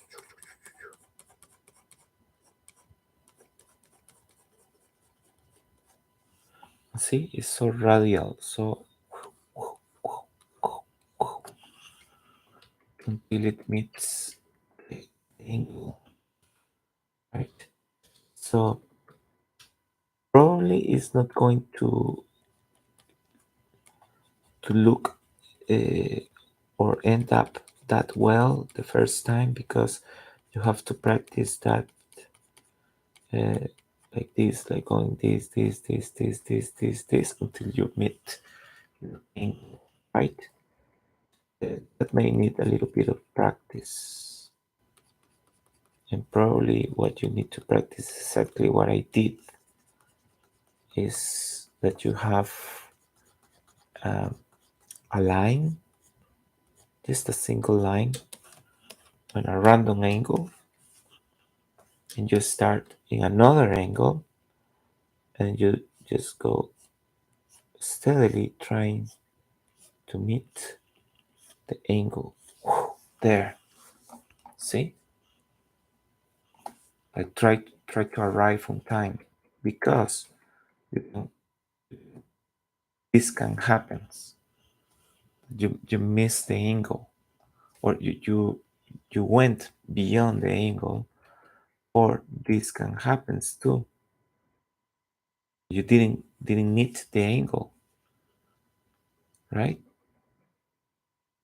So you practice till you meet the angle. You can clearly see that the next line probably is going to be here, or probably is going to be here. That means that the line in the middle is working. That's one practice that you can do. You can make it, I don't know, 20 times. Do it 20 times. 20 times, and then rest a little bit. Let your brain uh, assimilate what you just did for a while, like drink a cup of coffee or do something. But don't start playing video games, because that can become like 2 hours or 3 hours. No, something like for about 20 minutes or something like that. And then sit again in front of the paper or your computer if you have one of these, and those tablets, and do one, yes, one, and tell me if after those 20 of practice, that one wasn't the best one.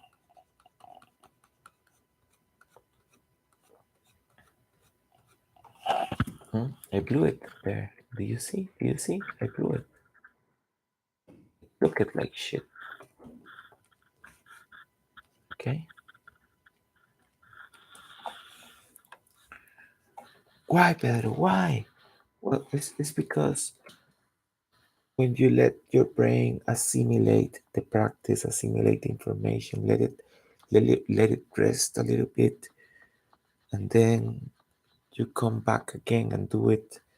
Your brain is a little bit fresher, but it has stored information of what it was learning, so it performs better. I am not sure how to do this one. I think it's like it enters here and goes into here, something like that, like this. And this one is not completely front, but it's almost. So it's not like this one that is more sideways. This is more less sideways. So don't know.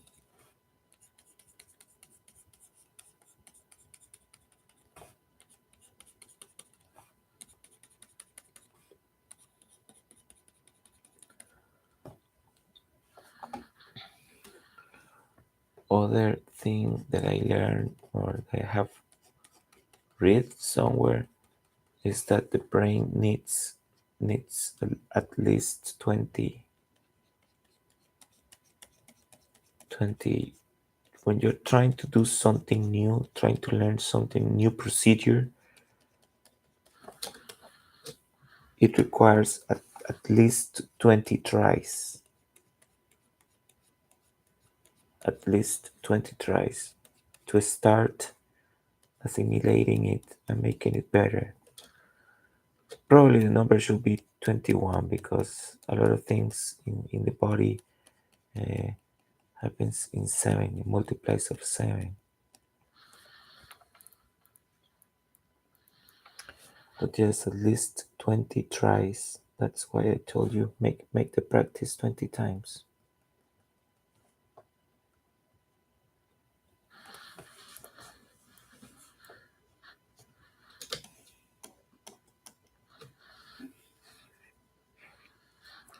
So it's 12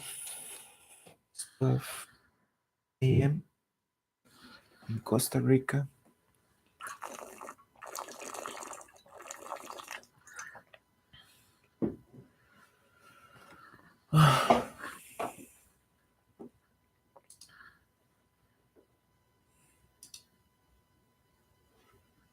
One second, please.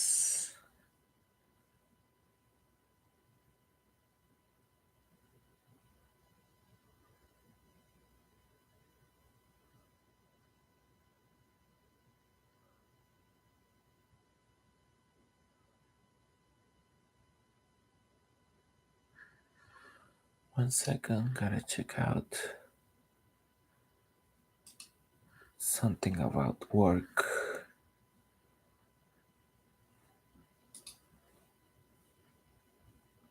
See offer. Accept offer. Agree.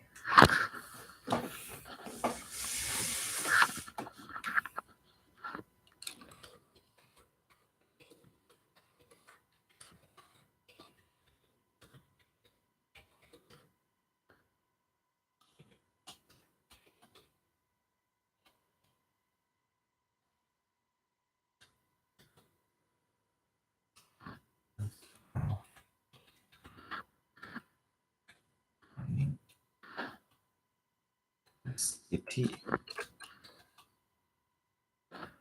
Which time? It's 6 Central Time.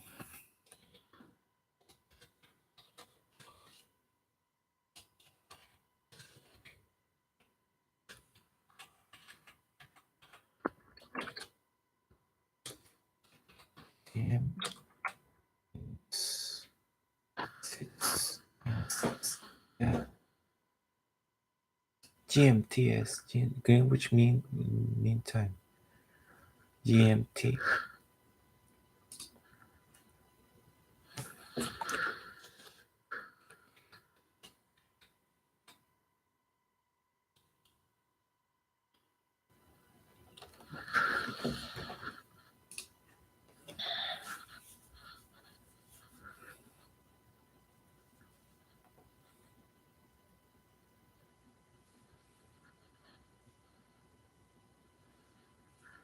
Okay, we let know it worked.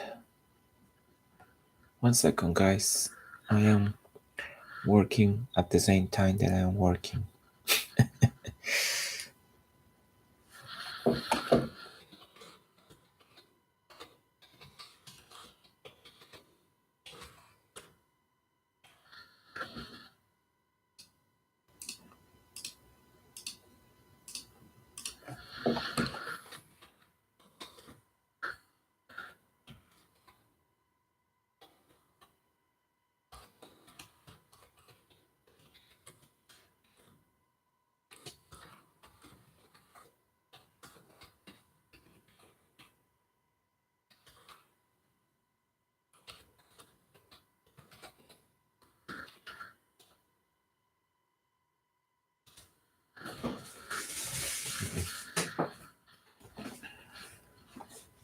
Just managing expectation with the clients. Something that you have to do. Manage expectations with the clients. Let them know how much it's going to take, when are you going to be able to tackle whatever they want you to tackle, and have clear communication with your clients. That is very important. Then they will going to be happy because they're going to say, okay, this guy is letting me know when he's going to be able to work on my shit. Ah, that's so nice. Okay, that's great. Thank you. That's it.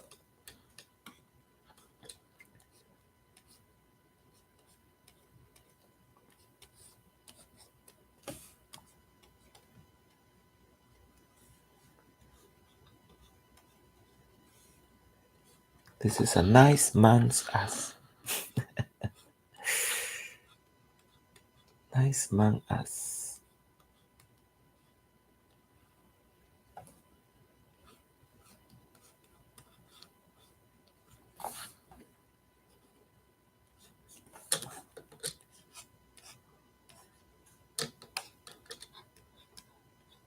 Man's ass are a little bit more square, right? See?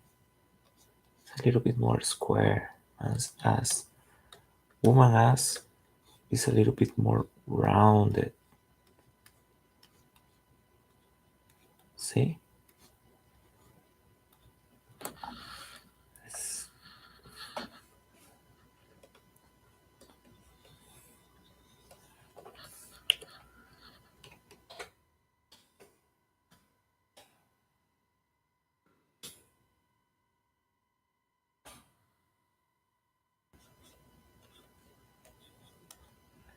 when you start doing a figure drawing and gesture drawing from gesture poses from real people, uh, you start admiring all the different beauties of the human body. It doesn't matter if it's uh,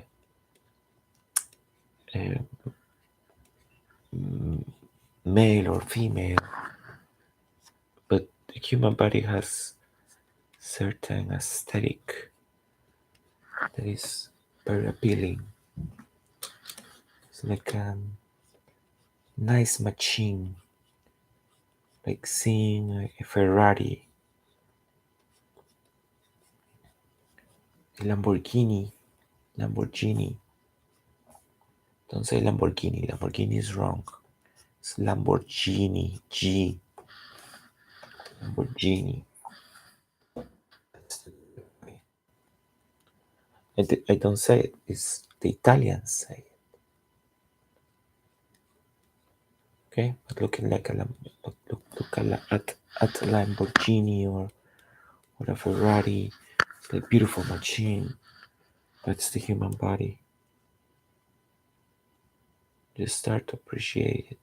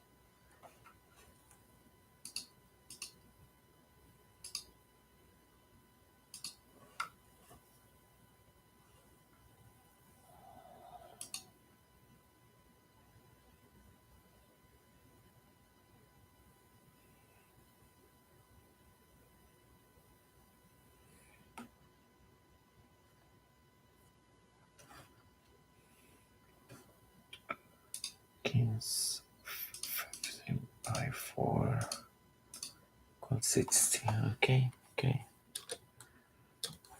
it's fine.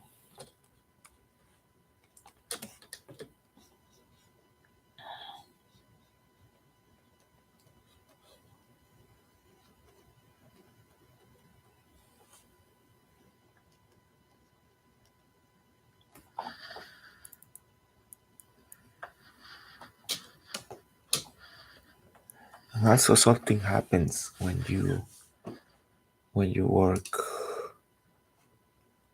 like um, not on like with a human body, like a real human body, like somebody's posing.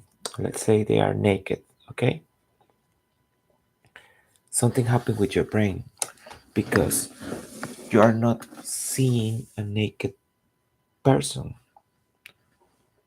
You are studying. You are worrying about technique. You are worrying about the shapes and uh,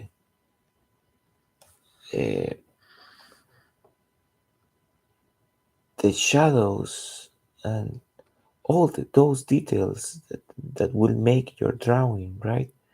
You're you're focusing on expression and a lot of things. You're not focusing in oh, I'm seeing a naked dude, a naked oh, I'm seeing this naked woman. Like you forget that, and I think it's more like a doctor. I think what's happening with your brain, like a doctor. Like when you go to the doctor, and the doctor has to uh, it's perform a review, examine you. It's is the word. I hope you understand what I mean. Yeah, when you see the doctor is not saying like, "Oh, it's a naked dude," or no, he's like saying, "Okay, how is the ribs of this guy? Where does it hurt you? Why it hurts you there? What is going on with this body?" And they are like all like into their theory, into their study, into other things. They are not thinking about exactly like the person that is in front of them, but the dilemma, the problem, the solution that they need to provide. So it's very interesting. It's an interesting phenomenon that happen. Phenomenon. Phenomenon. I don't know how to say the word. And yeah, it's very interesting.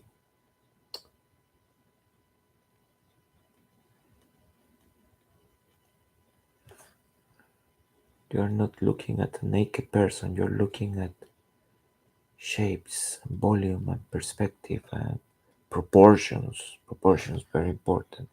You're looking at proportions, and you're looking at many factors, many factors,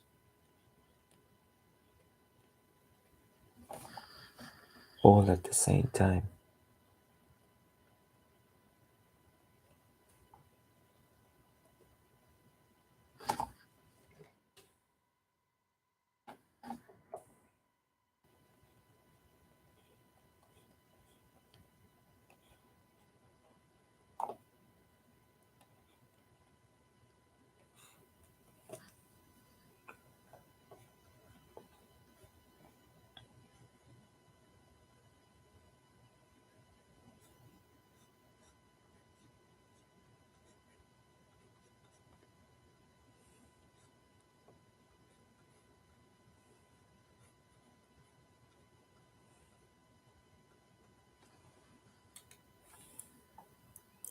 Oh, I blew it.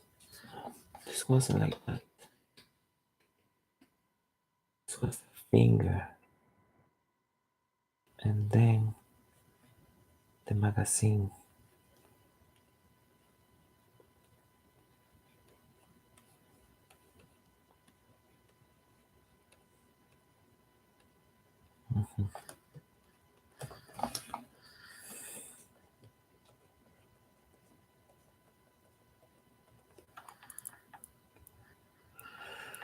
Boom, boom, boom, boom.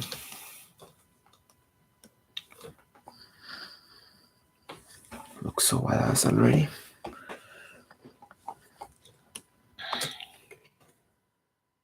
Notice there are long streams. People may watch just pieces of it and jump forward until they see something that they like. It's okay. I will do the same. If I were you, I would do the same. But nevertheless, thank you very much for watching the stream. If you're watching now, I would like to extend my gratitude to you for watching the stream and make me virtual company.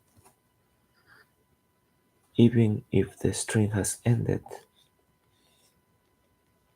at least you are allowing me to making virtual company to you. Thank you very much for that.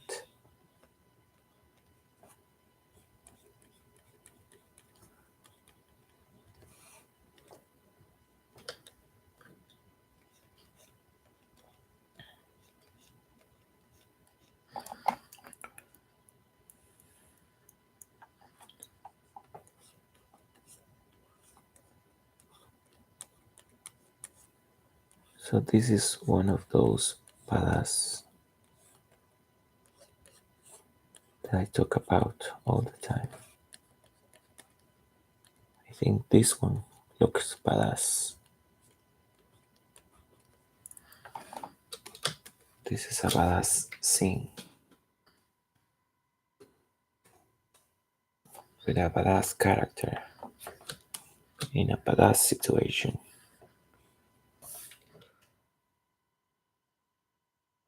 This wasn't in the comic. Sorry, in the script. Wasn't in the script, but I needed what I wanted, a scene where this character looks badass.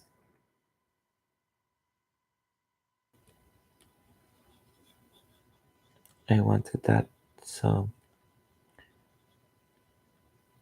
I designed this scene, and the script writer was like, great, that looks great. I like it. He looks dangerous, lethal. It's amazing.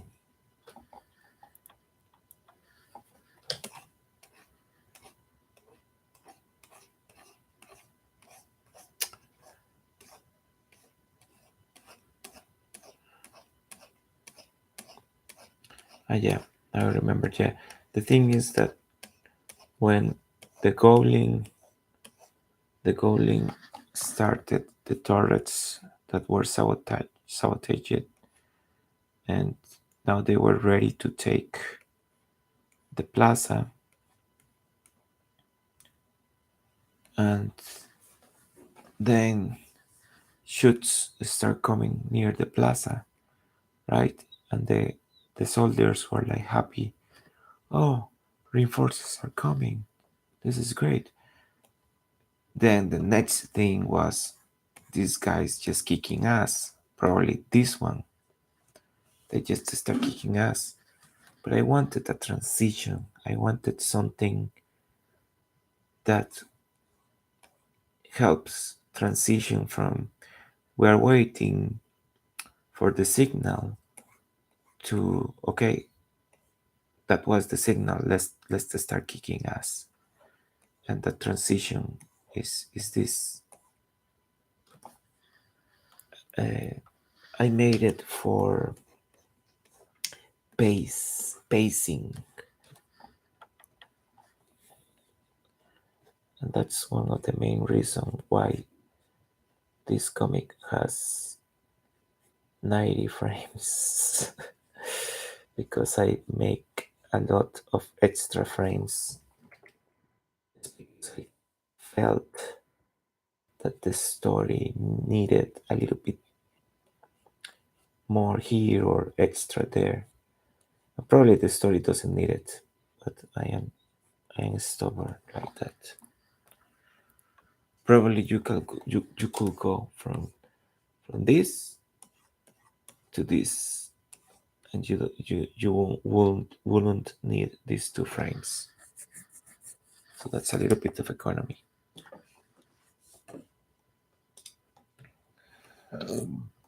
Sorry.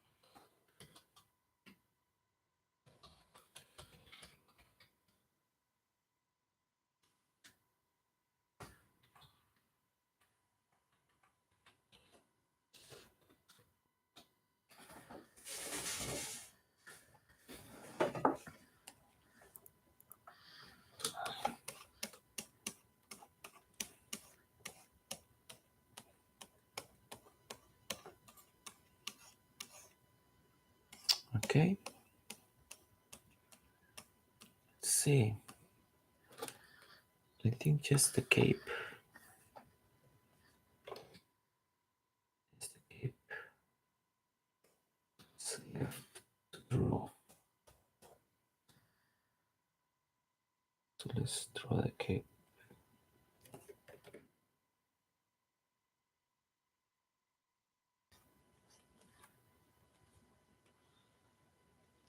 I need to work tomorrow in some images, some graphic design stuff, and also character design for a video game, some concept art stuff. And after that, this some comic stuff, some A lot of fun, right? Sound like a lot of fun.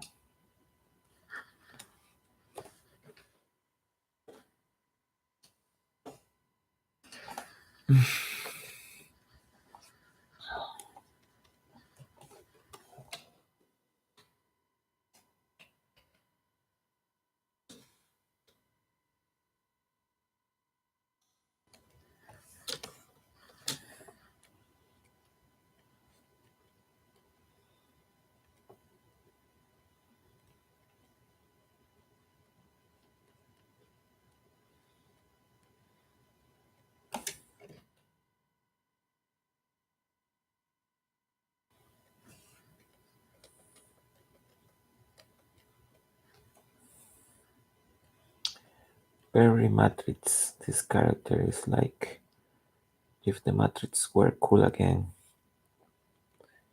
not the piece of shit they made. This year? Was this year? Or was early or late last year? Like the latest this movie. It's a piece of shit.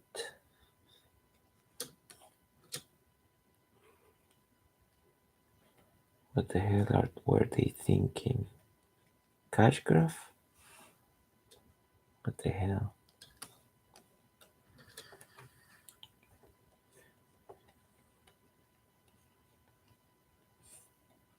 Cash graph, most probably.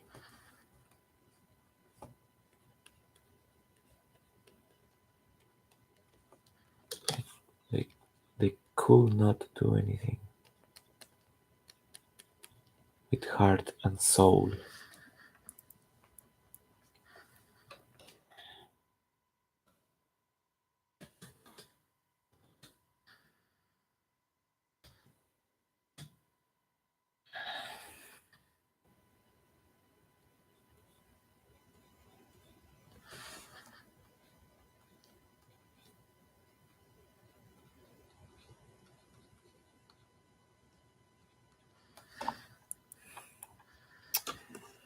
So he is drum.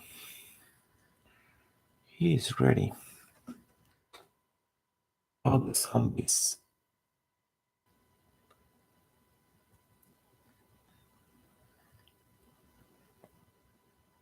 The zombies being killed by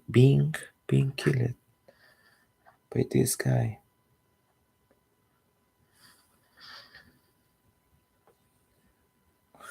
Oh, I still think I need to draw the corpse. This corpse.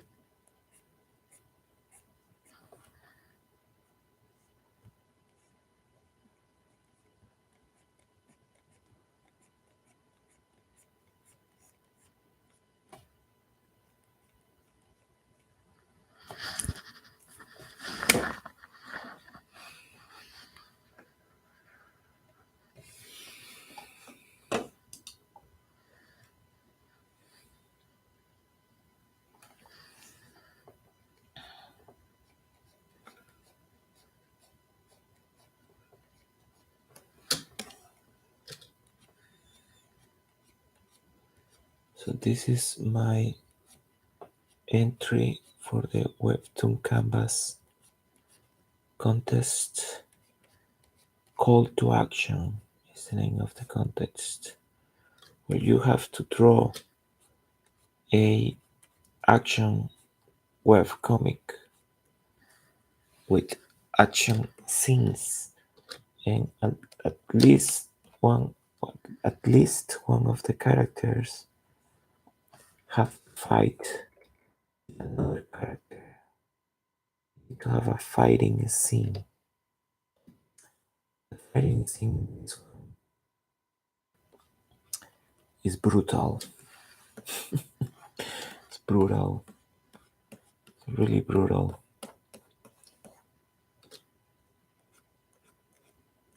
Right now, this is not fighting a scene. I think this is just ownage. because this guy is not fighting. They cannot fight back. They are being owned. So yeah, this is like ownish. You don't think this scene will qualify, but it does qualify as action scene, so it's part of the action comic.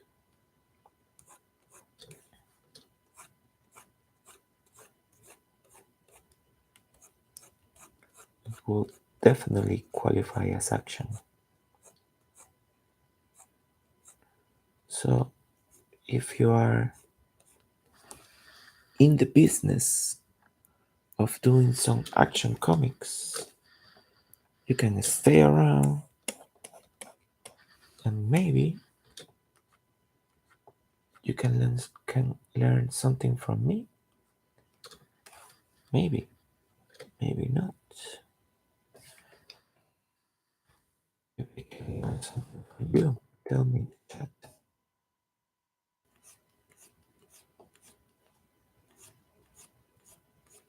Maybe, maybe we can both learn from each other. That would be even better, don't you think? You teach me something, I teach you something. If don't, well, maybe you can visit my comic when it's ready on July, I think, is when people will be able to see the comics that were submitted and vote, engage with the creators, let them know.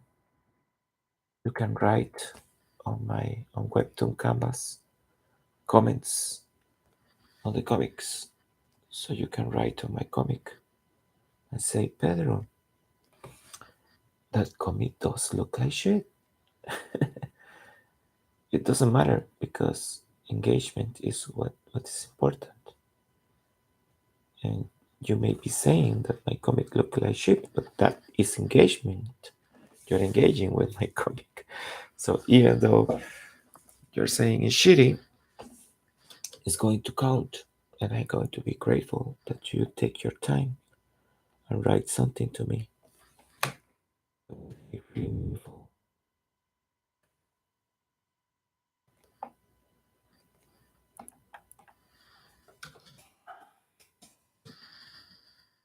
Please consider visiting, checking out in Webtoon Canvas 6 units. Realms Reject.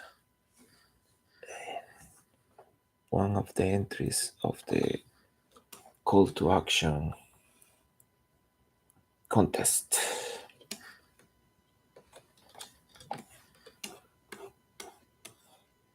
If you enjoy this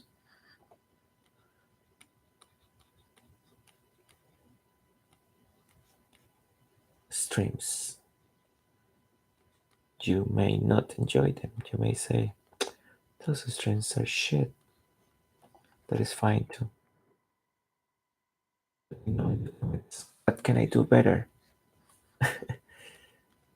Cannot speak English better, sorry. That's not an option. I will eventually, with time and patience.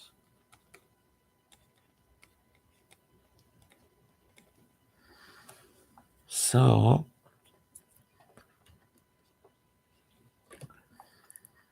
what would any artist do here? They will do something like this.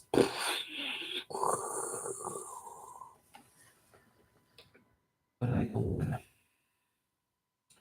Maybe like this.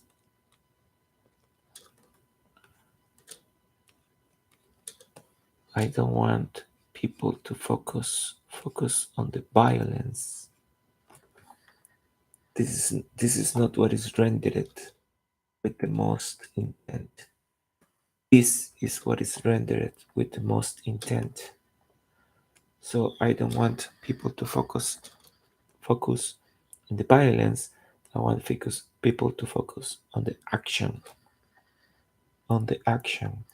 So when they ask, if they ask, do you saw a nice comic full of action? They will say, oh yeah, oh yeah, action. Yeah, it has a lot of action. In fact, it's the only thing I remember. I only remember a lot of action. So yeah, yeah, yeah, action. They won't they won't be saying, yeah, I remember that it was very violent. And I don't know.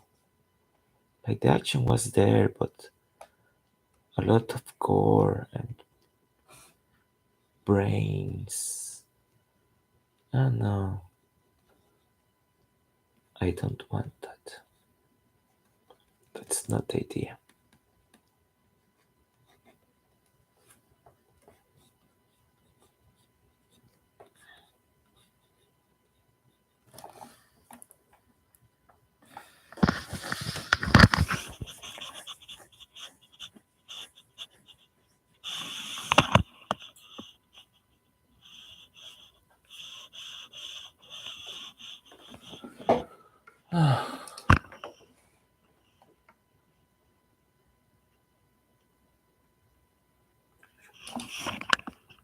Sure.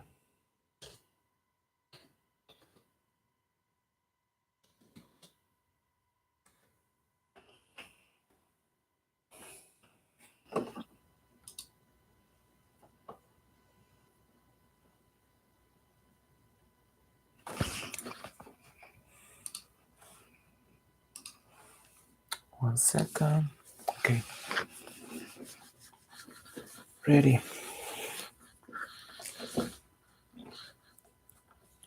We're almost done here.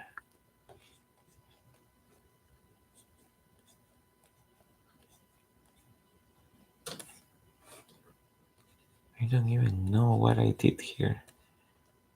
I'm going just by my anatomy knowledge because this doesn't make any sense.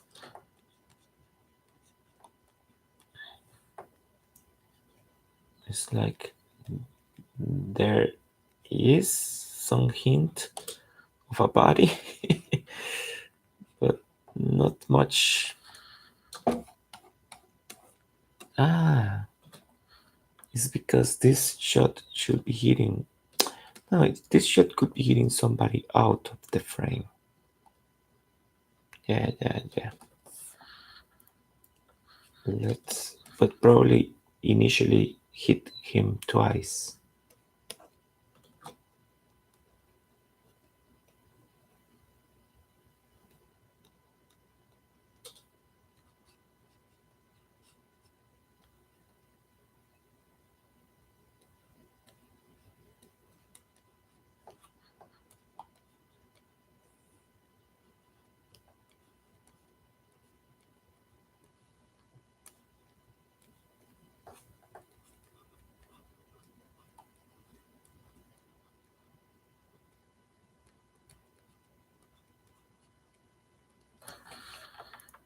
So when somebody dies twice, because zombie, if you kill a zombie, you kill that body twice for the second time.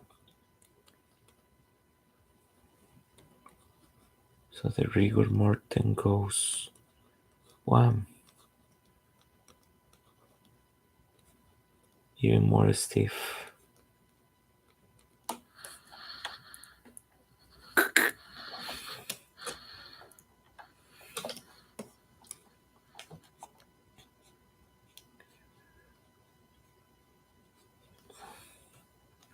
What I want to represent here is like the crystals that these guys have on their body.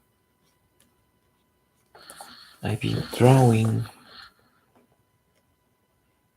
these characters with crystals all over their body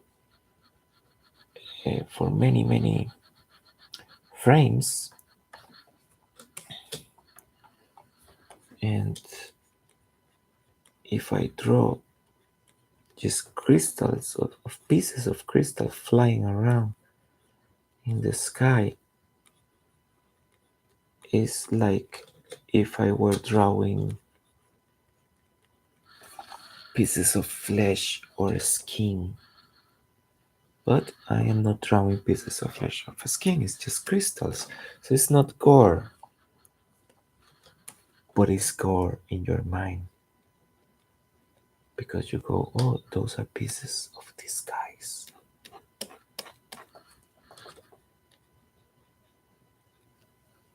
Those are pieces.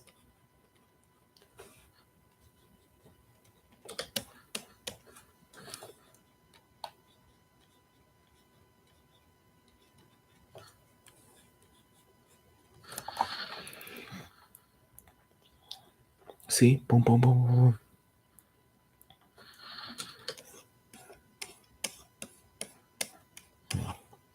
Let's make this funny one. Because I think this one looks funny.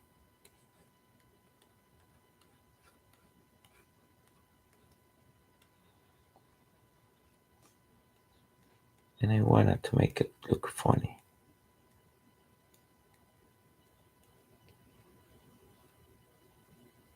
Has more eyes.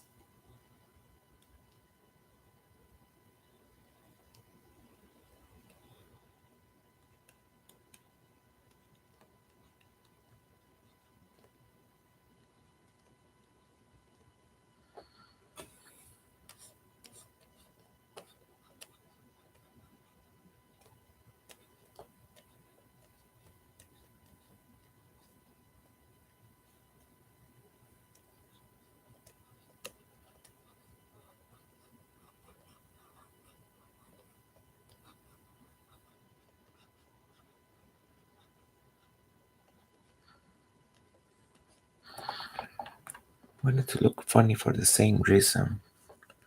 I wanted people to focus on the action,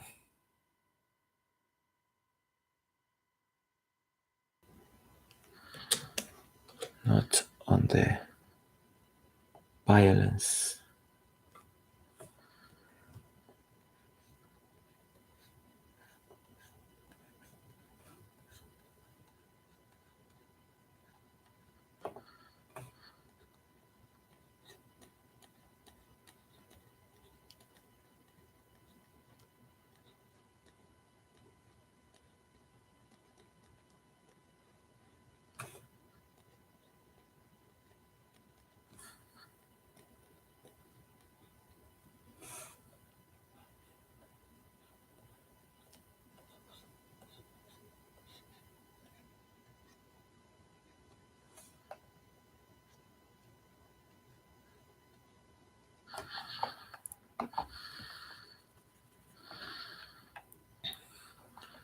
Boom.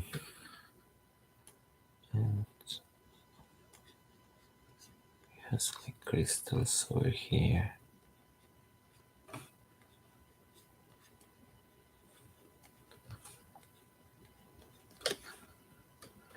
I don't even know if this is properly drawn, but I think it doesn't matter too much because this monster is very invented by me, so it can be any shape.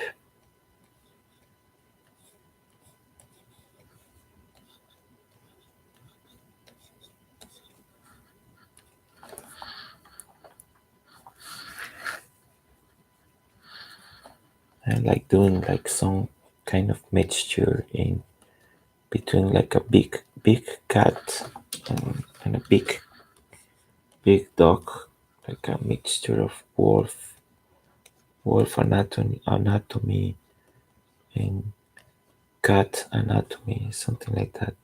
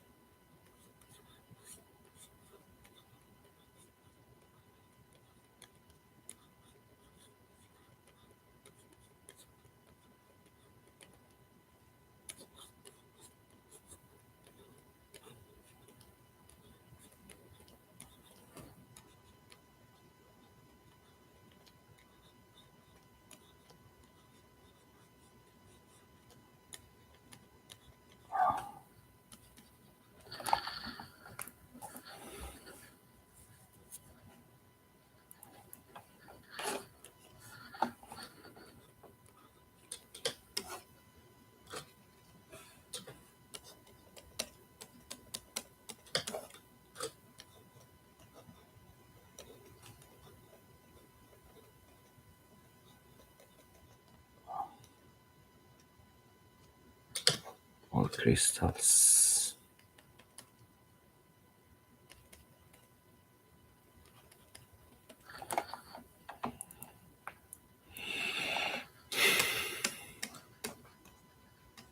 There's a couple of those black layer. This needs to be raster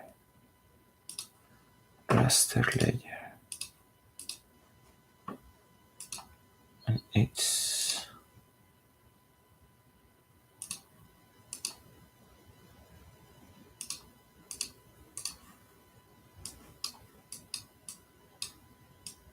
dark red. Okay.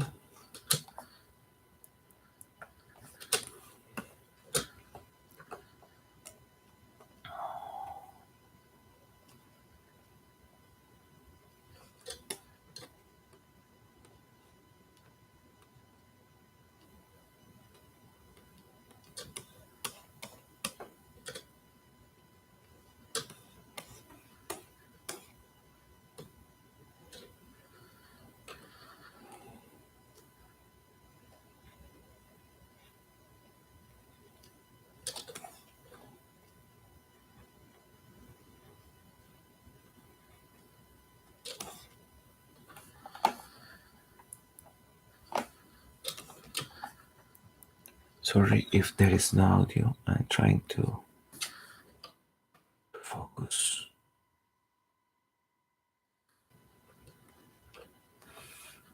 Just give me a minute.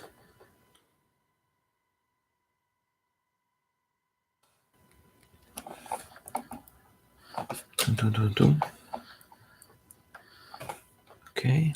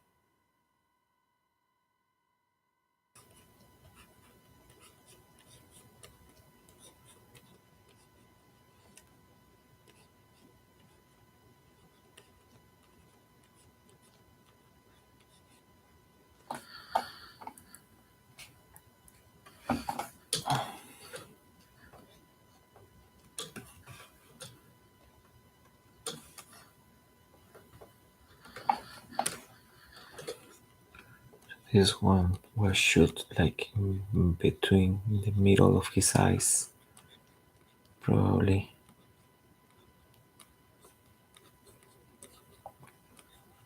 in the white of his eyes. Okay, so here is the hand that we didn't know where exactly we're going to fall. You may say, Pedro, you cornered yourself because now you have to fix all that shit that you did. See all those lines, how are you going to make it? Very easy. The vector eraser. You just go like this. It's like nothing happens. So, Imba, nerf it. Nerf that shit.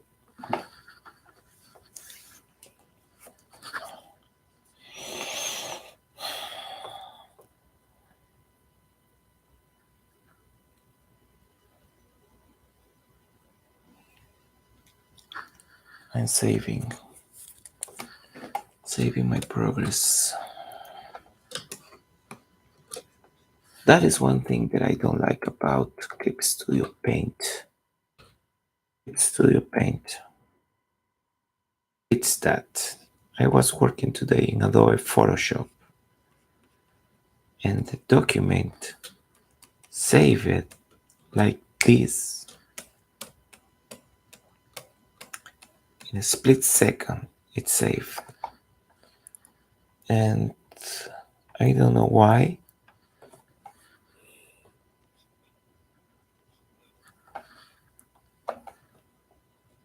Clip Studio Paint takes a couple of minutes of my life every time it saves.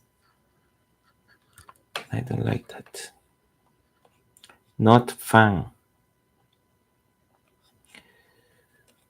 But I am fun for many other things. So pictures of Clip Studio Paint. So I'm okay.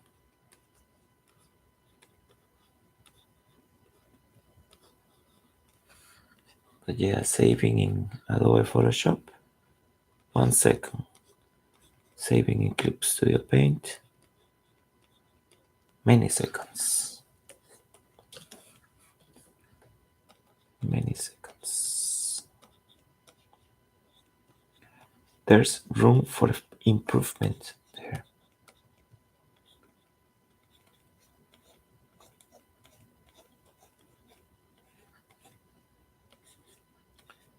And I know the developers because I was a developer. Developers will be like, yes, Pedro, but the thing is that you don't know that this feature here and blah, blah, blah, blah. I don't care. Make it save faster.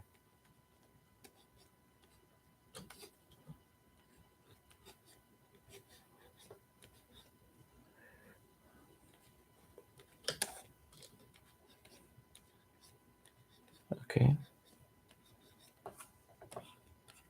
We are almost finished.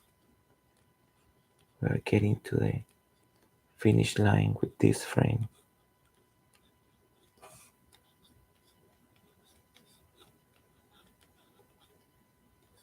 My call to action entry, call to action contest on Webtoon Canvas. My entry 6 units is going to be on July on Webtoon Canvas. You are seeing the making of. I'm going to stream everything. I'm going to stream all the inking, all the lettering, all the colors, and after that is ready. Once you finish the colors and the lettering and the inking, the comic will look like this. It's going to look like a finished comic. This is one of the panels. One of the panels that I finished completely to have a vision of how I wanted the comic to look like once finished. Okay, so it's going to look finished.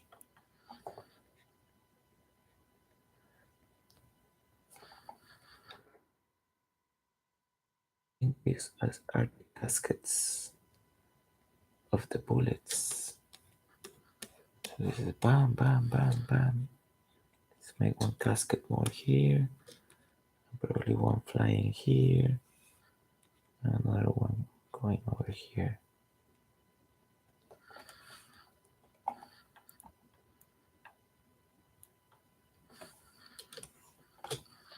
Maybe one here and another one here. Very close to the bursts. What else is missing? I don't know, maybe some shit. I need to make the sound effects. And this, I don't know, maybe like this. And here's like, this is zombie ass. Zombie ass.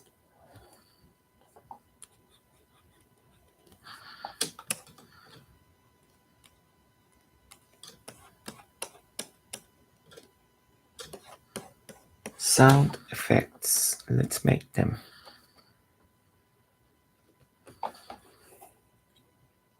Badaboom. It's good. Let's make Badaboom 24.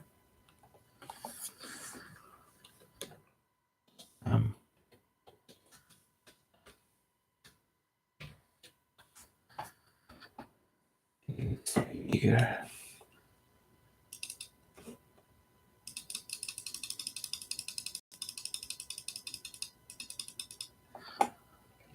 Like that.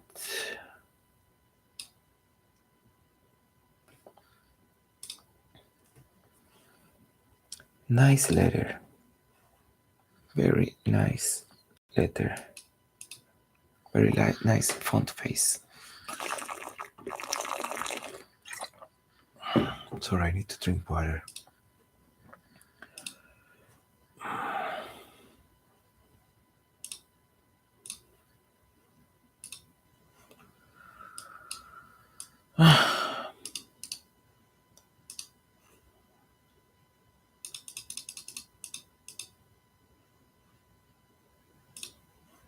I don't want to think a lot. I'm just going to make it like this color. But no, this is too dark. Like this color. And that's it. I'm tired, guys. Feeling tired right now. Let's slant it a little bit.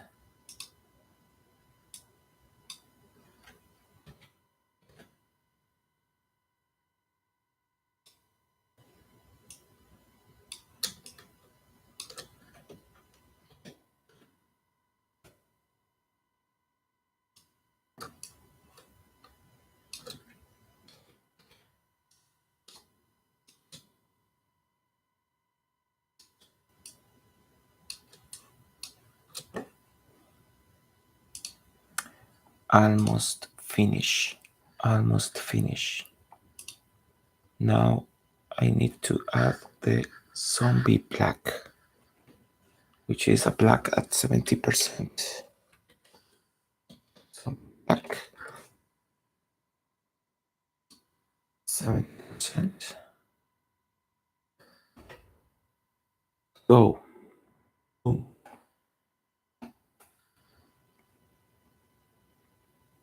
Don't think about it. Just do it.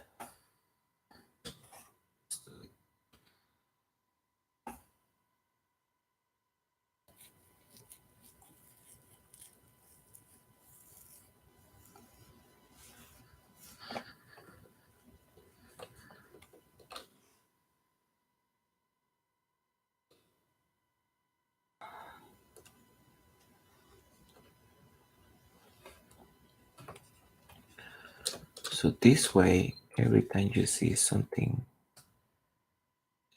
so black, through the razor, you see something so black in the comic, you see a zombie. It's a trick and playing with your mind.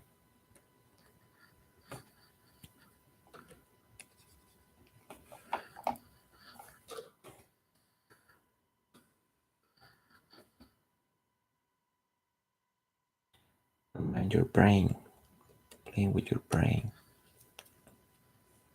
because your mind is aware, but your brain is the one that fails so often.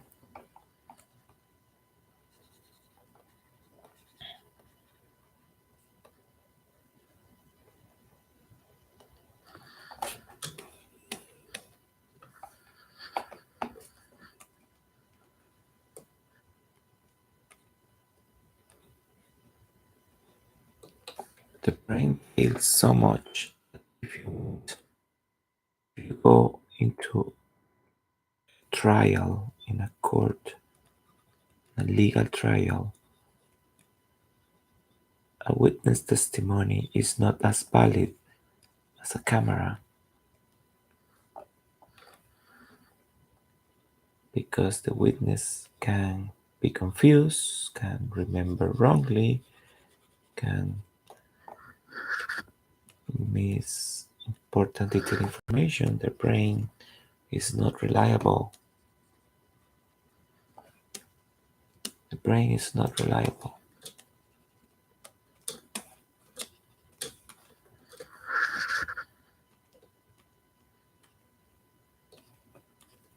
So stop thinking you know everything.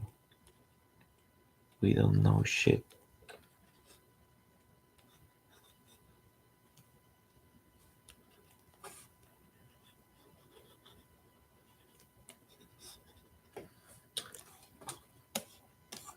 Oof.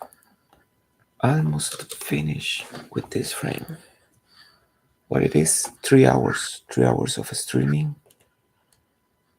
If you are still watching, I admire you. I'm your fan. If you're still watching, thank you very much. If you jumped ahead just to see what else, thank you very much for staying around. Thank you very much for watching the stream. I will do one tomorrow again.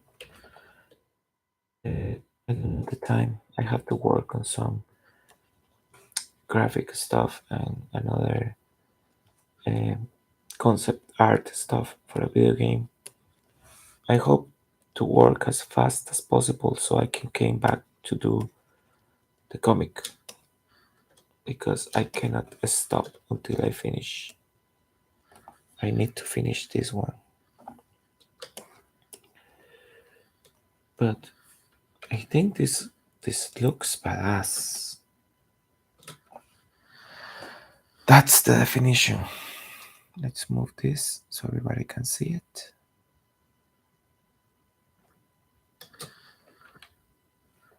Could I make this like the thumbnail in YouTube? Probably. So this was it. Pedro Lara, a comic book artist, inking my 6 unit comic. Check it out soon on Webtoon Canvas on the call to action contest. Thank you very much for watching. Really appreciate it. I will see you soon.